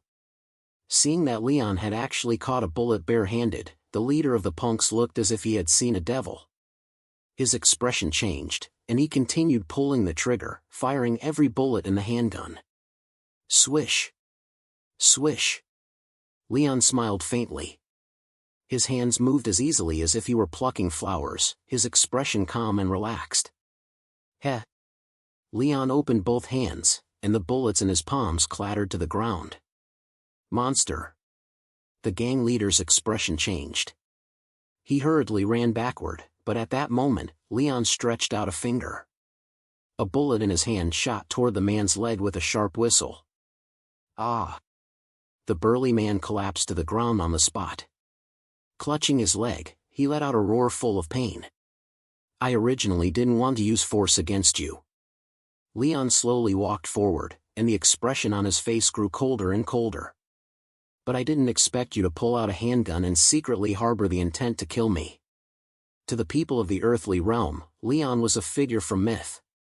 Because of that, when facing those punks just now, Leon had merely knocked them unconscious. However, the nature of the matter changed the moment the gang leader pulled out a handgun. No one liked having a gun pointed at them by an outsider. Leon had once commanded thousands upon thousands of troops and stood among the highest rulers of Asgard. Because of that, he hated this kind of thing more than anyone. Seeing Leon getting closer and closer, the gang leader shouted in terror, "Don't kill me. I'm one of the Duke's men. I'm one of the Duke's men." The Duke? Who was that? Leon silently searched through his memories, but after thinking for a long while, he still could not figure out who this Duke was. There did not seem to be such a figure in the Marvel universe. Leon continued, "I don't care if it's a duke or a prince. Today, I must take one of your legs." As for this punk, Leon had no intention of killing him. However, he could avoid death, but not punishment. Leon had to leave this person with a memory carved into his bones. "No!" The gang leader roared, "I'm one of the Duke's men. If you kill me, the Duke definitely won't let you go. The Duke is an old monster who has lived for hundreds of years." Hundreds of years? Hearing the man's words, Leon felt somewhat surprised. He was a hardcore fan of the Marvel movies, so how could he not know there was someone who had lived for hundreds of years and was known as the Duke? Is this guy trying to trick me? Leon immediately hesitated. At that moment, a black aura suddenly flew out from behind the gang leader. The aura was extremely faint, but it could not escape Leon's eyes. Leon half closed his eyes and softly stopped it. "Stay right there." The black aura had a pair of wings. Its appearance looked somewhat like a bat. Boom! Leon's voice was like a thunderbolt crashing through the sky. The black aura that looked very much like a bat trembled all over. Whoosh! In an instant, the black aura ignored Leon's words and fled rapidly in one direction. Well now. Leon immediately became interested. He smiled. Interesting. Groot, detain these people first. They have money on them. While you're at it, settle the bar's bill. Fine. At the end of the alley, Groot slowly walked over. Leon followed the black aura to an ancient castle. The castle occupied a large area and looked quite old, but for some unknown reason, there was not a single source of lighting inside. There were only a few candles swaying in the wind. Mortal, you shouldn't have chased me here. As soon as Leon pushed open the castle door, a young man who did not look very old walked out from inside. Pale skin, blood-colored pupils. His gaze was extremely cold, but that godlike, handsome face and seductive aura were as alluring as poppies. A perfect yet somewhat lazy smile revealed a pair of sharp fangs, glinting with a metallic sheen. Seeing the young man walking out of the castle, Leon furrowed his brows deeply and questioned, "What kind of creature are you?" This person was definitely not human. From his body, Leon smelled a rotten stench. Creature? The young man's icy pupils shimmered faintly. Of course I'm not one of those filthy humans. I am a great vampire. You may call me Dracula. Leon muttered to himself, Dracula? That's right. Dracula's face was full of pride, and he spoke with great conviction. I can sense a vast amount of blood energy from your body. I've already decided. I'm going to make you my slave. Come. Become a great vampire. Dracula charged excitedly toward Leon. The two fangs in his mouth were as sharp as cold gleams. What kind of nonsense is this? Leon raised his palm and slapped Dracula across the face. In the next second, Dracula flew straight out. Clang! With a dull, heavy impact, Dracula crashed hard onto the ground. How did you? Half of Dracula's face had already swollen up. Covering his face, he stood up again. Are you a powerhouse from the lineage of the Sorcerer Supreme? But shouldn't you be using magic? Oh? Leon's voice rose slightly. Somewhat surprised, he said, You even know about the Sorcerer Supreme? Back then, Leon had some friendship with Agamotto, the founder of the Sorcerer Supreme's lineage. After all, the two of them had once fought together against the robots created by the Celestials. As for the magic you mentioned, I know that too. Leon calmed himself, then took a deep breath. At that moment, holy radiance surged from his body. Then Leon said faintly, You vampire, I'm going to purify you. Wait. Seeing this scene, Dracula hurriedly said, Wait. We have no grudge against each other. Why are you trying to deal with me? I still have some influence in this city. Whatever you need in the future, I can help you with it. Then do you know Stark Industries? Leon casually asked, though the magic in his hand still did not stop. I know. Dracula seemed to sense the aura of death and hurriedly shouted, Of course I know Stark Industries. Isn't that Howard's company? Of course I know it. A few days ago, we even attended a banquet together. He has a son too, called Tony. Quite a clever little guy. I even patted his head before. Number 33. Stark. You really know them? This time, it was Leon's turn to feel a little stunned.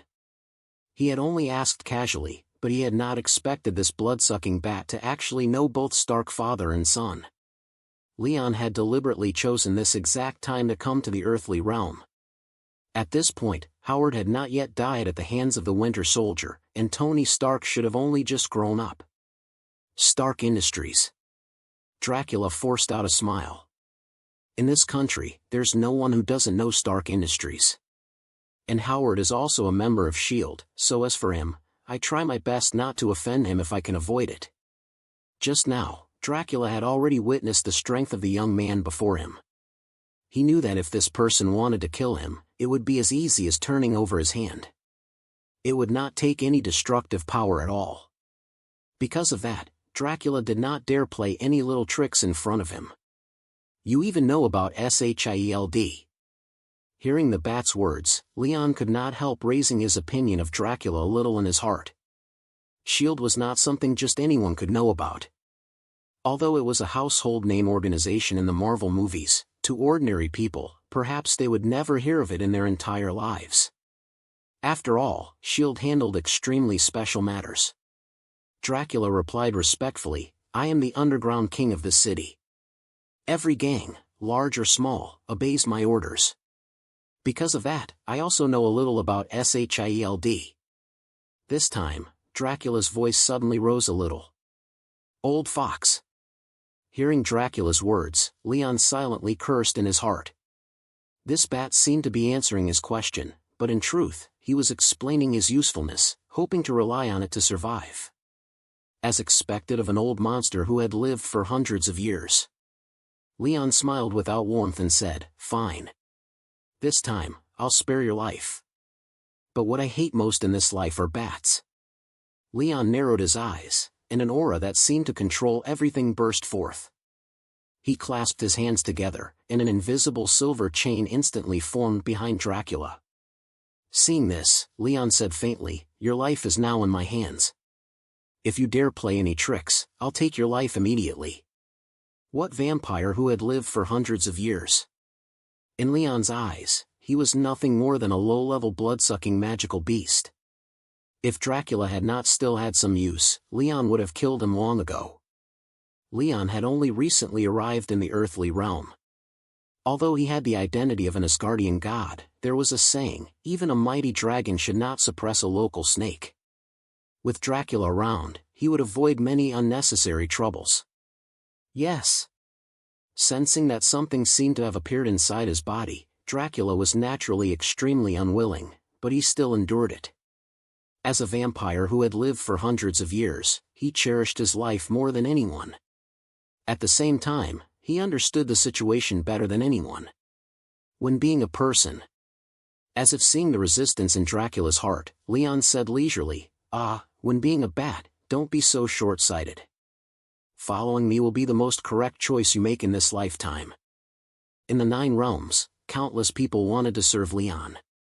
However, everyone knew that over tens of thousands of years, Leon had only ever accepted one person, Celt. If Dracula had not been the underground king of this city, even if Dracula knelt before Leon, Leon would not have accepted him. Yes. Dracula lowered his head, not daring to feel any dissatisfaction in his heart anymore. Leon continued, "Get me a house next to Howard's home. I want to live there." No matter what, at this moment, he had already established a foothold in this city. Although the situation in the future would be dangerous, he could not rush it. He could only plan slowly. Bang! Bang! Leon stretched out his palm and knocked on the door in front of him. He called softly, "Is anyone there?" "Yes." A low voice sounded from behind the door. Not long after, a handsome boy around 12 or 13 years old, wearing a duckbill cap, appeared before Leon's eyes. The young boy was dressed very neatly, clearly looking like a second-generation rich kid at a glance.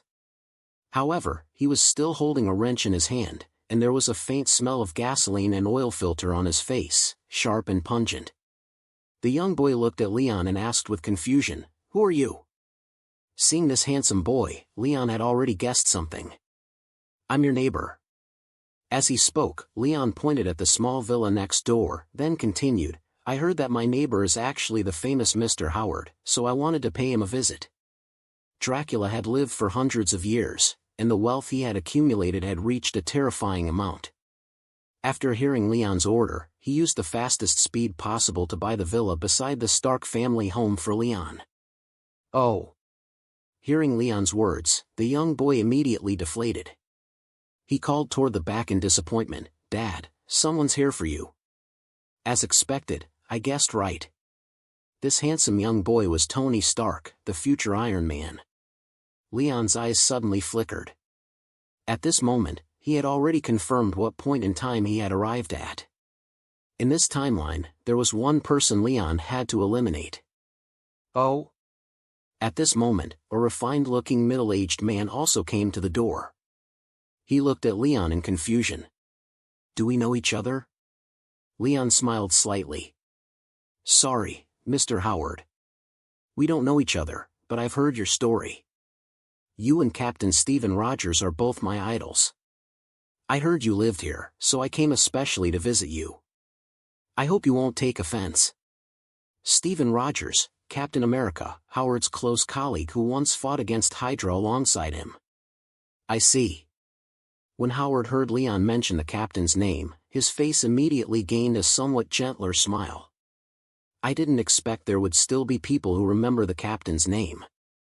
Of course, I merely did what I was capable of, but Stephen. Sigh. Howard shook his head, clearly not wanting to say much more. Leon said with a serious expression, anyone who has contributed to their country deserves respect.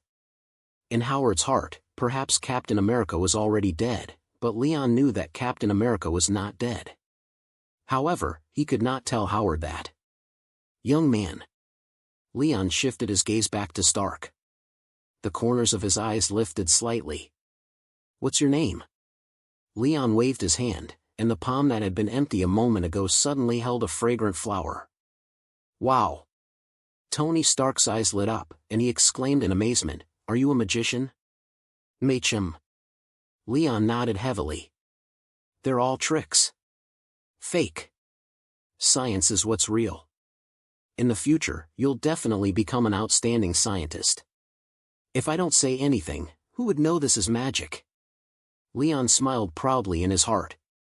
Missouri, in a campsite within a forest, a young man and woman leaned against each other. Both of their faces were filled with happy smiles. Looking at the night sky, the woman kissed the man, then said affectionately, Ego, after our child is born, he will definitely become the smartest person in the world. The man's gaze naturally lowered. He gently stroked the woman's abdomen, and his eyes became even softer. He murmured, he will definitely become the smartest person. I'm very much looking forward to him growing up. After the man finished speaking, he raised his head and looked at the sky. The light in his eyes seemed even brighter than the stars. Boom! The trees in the distance collapsed with a crash. Many creatures that had originally been resting in the forest fled outward one after another. Seeing this scene, the woman's heart jolted in shock. Is it an earthquake? The man frowned and looked into the distance. After a long while, he said to the woman in his arms, You go out first. I'll go take a look. The woman opened her mouth and said, Ego. It's fine. The man called Ego shook his head and interrupted her without hesitation. Listen to me. Hurry and leave. Don't let our child get hurt. Hearing the word child, the woman finally said nothing more. Reluctantly, she stood up from the man's arms, then walked backward step by step, looking back again and again. After seeing the woman disappear from his sight, the smile on the man's face instantly vanished. With a gloomy expression, he said, What a bother. Whoosh. The man's words still lingered in the air, but there was already no trace of him left on the ground. You came. Seeing the figure in the sky, Leon called out slowly, Ego of the Celestials. I've been looking for you for a long time. Ego, Star-Lord's father, the supervillain from Guardians of the Galaxy Volume 2. At the same time, he was also the person Leon absolutely had to eliminate in the earthly realm. In order to find Ego these past few days, Dracula had spent a great deal of effort. After that, Leon had finally located Ego's traces in Missouri. Once he confirmed Ego's exact whereabouts, he and Groot came here immediately. Ego landed in front of Leon. First, he looked at Groot, and a trace of surprise appeared on his face. Flora Colossus. I didn't expect that race had not gone extinct. Finally, Ego's gaze fell on Leon. Who are you? Why do I sense hostility from you? That isn't strange. Leon said bluntly, because I came here to kill you. At the North Pole, there was still a sealed low-level robot. It was only a low-level type of robot created by the Celestials. Now that there was a living, breathing member of the Celestials here, Leon naturally would not let him go. Even if this body was not Ego's true form, Leon still had to destroy him, because he could not give the Celestials any chance to catch their breath. With just you? Ego looked Leon up and down. A single life form like you wants to kill me? Number 34. The Sorcerer. After tens of thousands of years of growth, Leon's self-restraint was extremely strong. Yet at this moment, when he heard Ego's words, he still could not help firing back. That's right. Just me. Swish. Leon no longer bothered saying anything to Ego. A beam of magical laser shot straight out from his palm. Ego's brow twitched. His body tilted 45 degrees like lightning, dodging Leon's attack with extreme skill. Boom! Dozens of towering trees behind Ego collapsed with a thunderous crash. In an instant, a straight line was carved across the ground. Ego turned around and said in astonishment, "A sorcerer? Are you this world's guardian?" "No." Leon directly shook his head. "Don't overthink it. I have nothing to do with this world's guardian. I just want to kill you, that's all. Since you aren't this world's guardian, then I'm relieved." Ego also let out a breath of relief. He looked at Leon with a smile. "Now, I can kill you." So fast. Only an afterimage was left on the ground. By the time Groot looked toward Ego again, Ego's figure had already appeared in midair. Sorcerers feared close combat the most. Ego clearly knew this as well, so he attacked straight toward Leon's face. The surrounding air seemed to be sucked dry. Leon and Groot both felt a choking sensation in their hearts at the same time. At that moment, Leon held his breath, and the power within his body rapidly surged from his body into both of his palms. Bang! Their powers collided in an instant. A piercing sonic boom actually rang out in the air. Waves of force surged outward, and every living creature within a mile of the two of them collapsed to the ground in that instant. Not a single one survived. Groot took several steps back. Being at the center of the storm, even with his Nirvana ability, he felt extremely uncomfortable. Thud. Thud. Ego was also blasted several zhang away by Leon's power. Only when he landed did he barely manage to steady himself. When did such a powerful expert appear on this planet? At this moment, Ego finally put away his contempt toward Leon in his heart.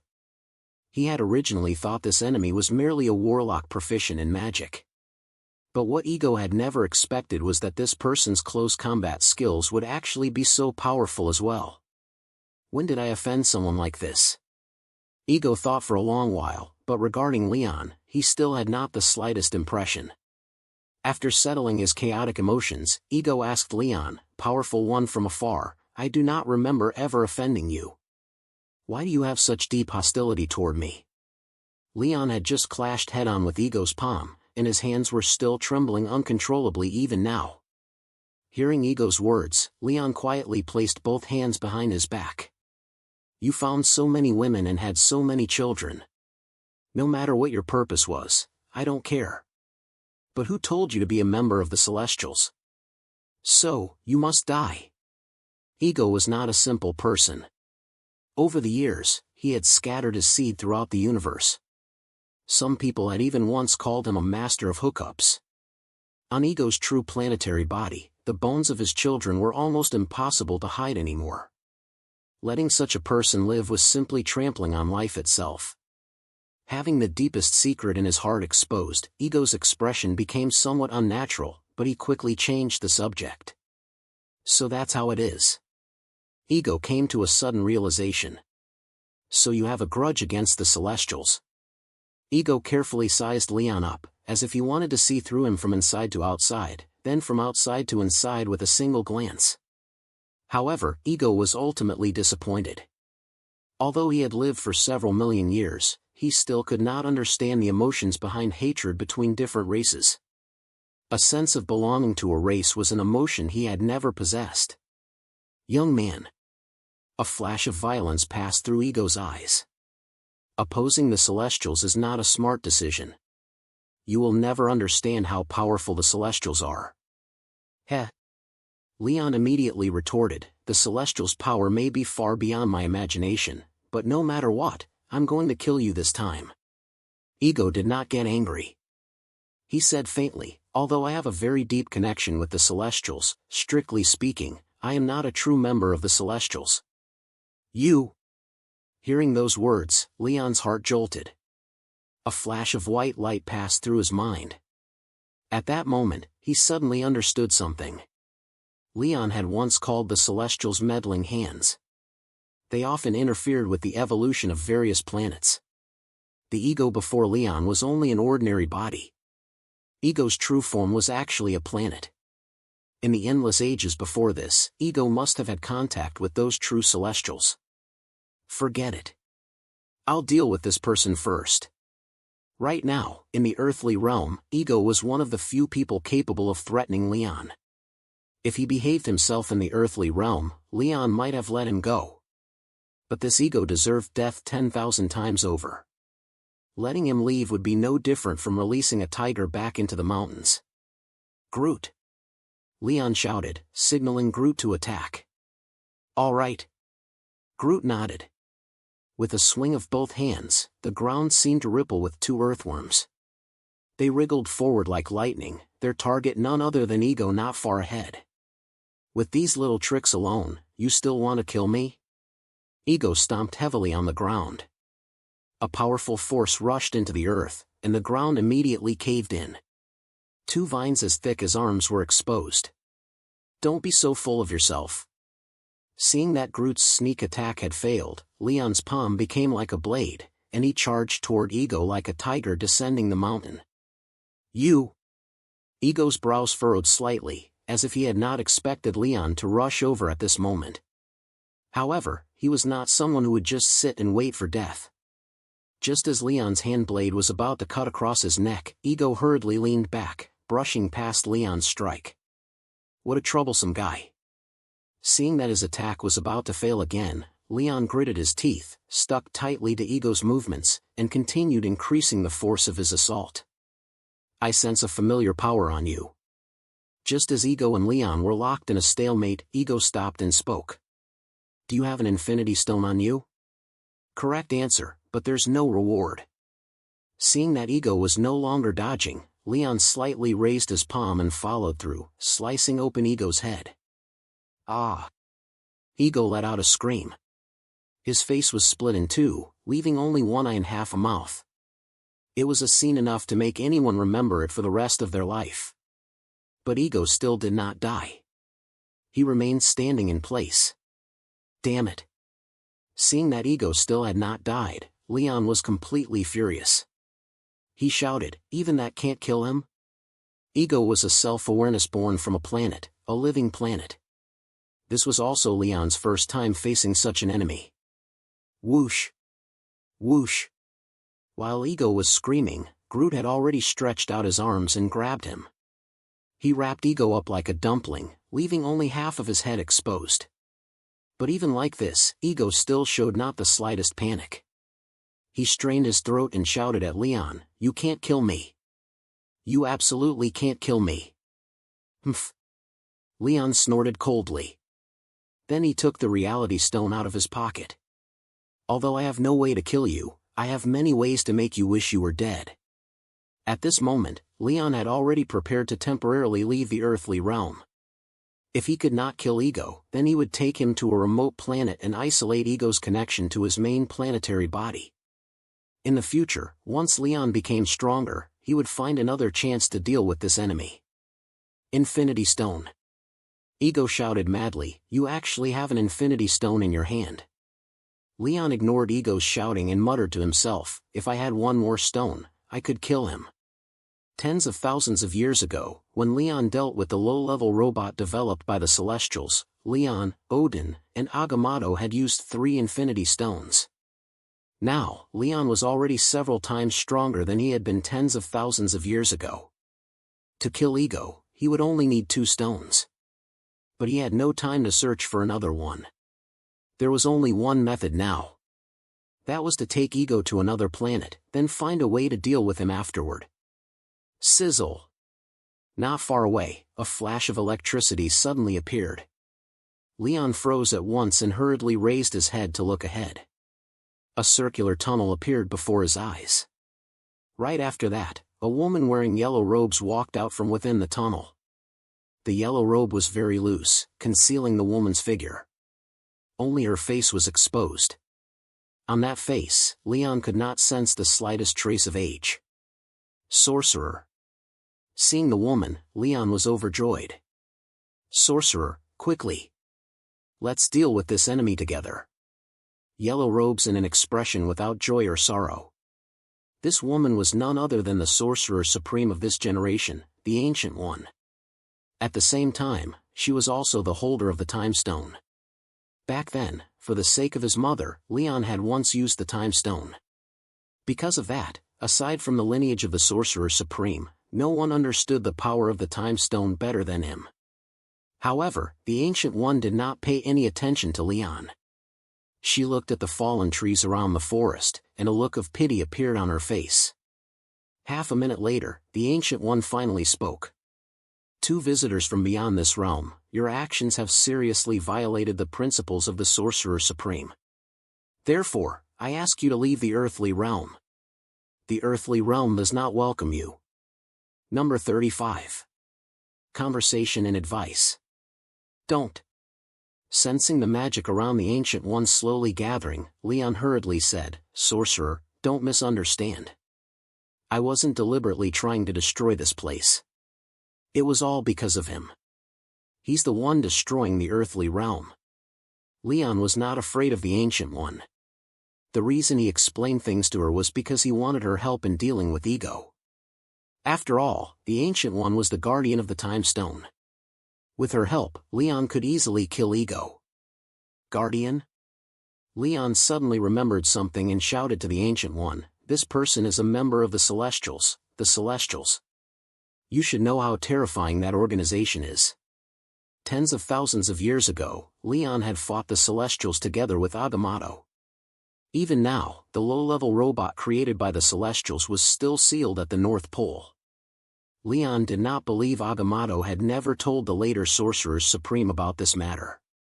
The Celestials. Hearing Leon's words, the Ancient One seemed to recall something. Her expression instantly became solemn. Her eyes locked onto Ego, and their gazes met. Seeing the Ancient One's eyes, Ego's heart skipped a beat. He felt that the situation had become somewhat bad. Ego shouted, Sorcerer, don't listen to his nonsense. I've only had contact with the Celestials. I don't have any substantial relationship with them. You've had contact with them? Hearing Ego's words, the Ancient One opened her mouth and murmured softly, but I cannot let you leave. After the Ancient One finished speaking, she formed seals with both hands. The forest beneath everyone's feet seemed to turn upside down. A wave of dizziness surged into their minds. When Leon and the others opened their eyes and looked around again, they found that the surrounding environment had changed completely. The originally dense forest had vanished, replaced by endless darkness. This place seemed like the edge of the universe. From this moment on, even time itself seemed to have stopped. This Ancient One is really strong. Just based on this method alone, Leon believed that even Asgardian sorcerers did not possess such terrifying strength. The Ancient One's attainments in magic and her use of the Time Stone had already reached an extreme. She was an extremely powerful sorcerer. Sorry. The Ancient One said to Ego, I cannot let you leave. Whether or not Ego was truly a member of the Celestials, the Ancient One did not dare determine it lightly. However, she also did not dare let Ego leave just like that, because that would be gambling with the entire earthly realm. The lineage of the Sorcerer Supreme had already formed a grudge with the Celestials tens of thousands of years ago. If she allowed him to leave, the entire earthly realm might be implicated. The Ancient One did not dare take that risk. She had once personally gone to the North Pole and sensed the power of that monster. Yet even a monster that powerful was still only a low-level battle machine created by the Celestials. It was hard to imagine the true strength of an actual Celestial. You! Ego was furious. He roared and used all his strength to break free from Groot's restraints. Bang! With a loud explosion, the vines wrapped around Ego snapped apart and flew straight out. I'm going to kill you. You lowly insects. Ego, with half a face, screamed madly, I'll destroy this planet. Ego was a life form that had lived for millions of years, the intelligence born from a higher planet. Yet today, he had been humiliated again and again. At this moment, he finally could not endure it anymore. Sorcerer.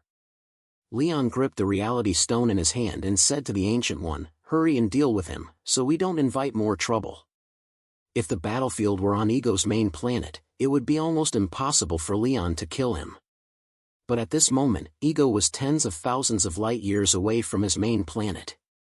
Killing him with 2 stones was not a difficult matter for Leon. You! Looking at the stone in Leon's hand, shock appeared for the first time on the Ancient One's calm and unruffled face. Tens of thousands of years ago. Leon smiled softly. I once fought the Celestials together with Agamotto and sealed it at the North Pole. Leon did not say the final 3 words aloud. He only moved his lips and mouthed them to the Ancient One. The North Pole was Leon's greatest secret in the earthly realm. Walls had ears, and he did not dare say it directly. However, he knew the Ancient One would definitely understand what he meant. The holder of a stone, the Celestials, Agamotto, the North Pole. The Ancient One's pupils widened. At this moment, even if she were foolish, she could guess Leon's true identity. Tens of thousands of years ago, the first Sorcerer Supreme, Agamotto, had joined forces with 2 powerful beings to battle a member of the Celestials and sealed it in the rarely visited North Pole. This was a secret only the successive Sorcerers Supreme were allowed to know. All right. The Ancient One said no more. She stretched out her hand and made a gesture toward the sky. Immediately after, the Time Stone appeared directly in her hand. The ones killing you have nothing to do with the living beings of the earthly realm. Remember my name. Leon said coldly to Ego, my name is Surtur. If you want revenge, go to Muspelheim and find me. Beside him, Groot widened his eyes and looked at Leon. The corner of his mouth suddenly twitched. Ego shouted in fury, I'll tear you into pieces. Ego, with half a face, rushed quickly toward Leon. Disappear. Leon activated the stone in his hand against Ego. At the same time, the Ancient One also moved the Time Stone in her palm. Ah! Ego had only taken 2 steps when the power of the Reality Stone and the Time Stone had already shot toward him. Seeing this, Ego hurriedly mobilized the power in his body to resist the power of the Infinity Stones. However, in the end, Ego had still overestimated himself. Leon and the Ancient One were powerful in their own right, and they also possessed Infinity Stones. How could Ego possibly be a match for the 2 of them?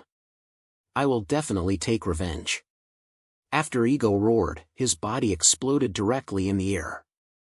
Like a meteor, it disappeared completely. You won't take revenge. After Ego exploded, Leon muttered softly, you'll die at your son's hands. When he found Ego some time ago, Leon had already discovered that the woman was pregnant, and the child in her womb was none other than the future Star-Lord. According to the development of the plot, even if Leon did not kill Ego, a few decades later, Ego would still die at Star-Lord's hands. Seeing Ego completely turn to ash, the Ancient One put away the Time Stone.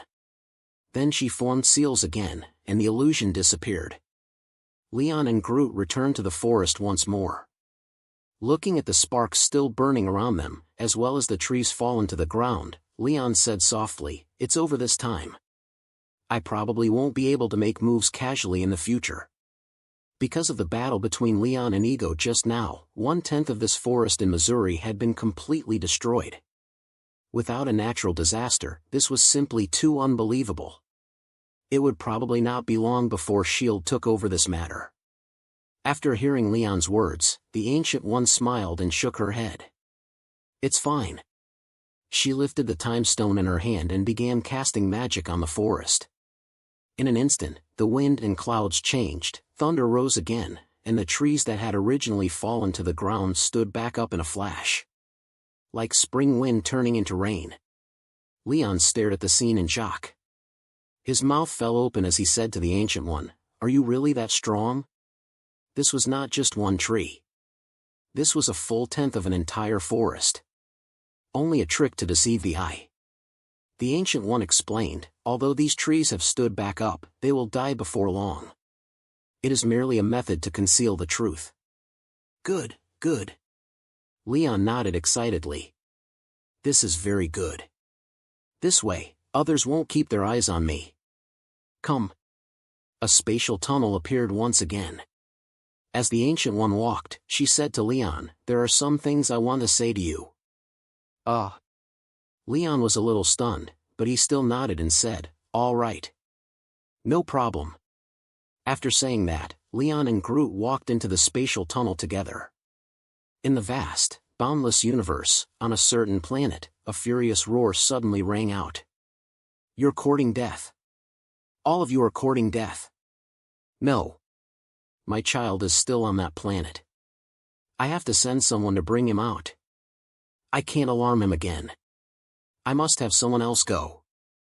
The Ancient One did not know Ego's plans, because at this moment, she was inside a magical palace. Leon followed the Ancient One to a display case. The item placed inside was none other than the Cloak of Levitation, which Leon had once encountered before.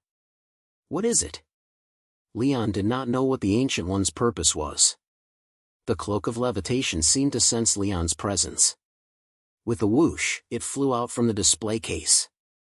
There was no wind in the hall, yet the Cloak of Levitation snapped loudly in the air, looking extremely imposing. Suddenly, a green light emerged from the Cloak of Levitation. Leon instinctively turned his gaze elsewhere. At that moment, a white light rose from the Cloak of Levitation. Slowly, it gathered into the outline of a human figure. When Leon saw that human outline, his heart jolted. He shouted, "Agamotto, you're not dead." The human outline gradually became clearer in Leon's eyes. This person was none other than the first Sorcerer Supreme, Agamotto. "Friend." Agamotto looked around in confusion. Only after seeing Leon did he gradually emerge from that daze. In a voice almost too faint to hear, he said, "We meet again." Number 36. Conversation and Persuasion 2. "Yes." Hearing Agamotto's whisper, Leon also replied in a low voice, "We meet again." Seeing Agamotto and Leon look at each other, Groot's face showed a trace of emotion. It was a very ordinary conversation, yet several tens of thousands of years stood between them. Groot knew that Agamotto had died long ago. Even though Agamotto had once possessed the Time Stone, it was impossible for him to live that long. This illusion was only a piece of memory Agamotto had left inside the Cloak of Levitation. It was not a real existence. The true Agamotto had already died tens of thousands of years ago. "My dearest Agamotto," Leon asked in a deep voice, "is there something you want to entrust to me?" Forcibly leaving a fragment of his memory inside the Cloak of Levitation already involved the domain of time. As the master of the Time Stone, Agamotto understood the dangers of this better than anyone. Leon guessed that Agamotto must not have simply wanted to see him one more time. In the past, Agamotto must have sensed something. That was why he had forcibly left behind a fragment of his memory in this way. "Ever since you left." Agamotto stared at Leon, and the expression on his face became more and more solemn.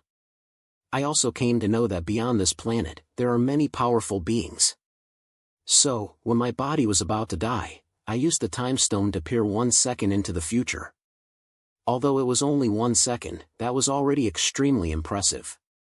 After all, time was the most illusory and intangible existence. For Agamotto to peer 1 second into the future from within the long river of history was an act of defying the heavens. Leon took a deep breath. In the end, he held his breath and asked with full concentration, "The future, what exactly happened?" Leon was already an extremely powerful existence now, but he still did not dare casually trample on the timeline of the Marvel Universe, because that might change the direction of the future plot. The enemies that appeared in the future might be extremely powerful, and Leon did not dare be careless in the slightest.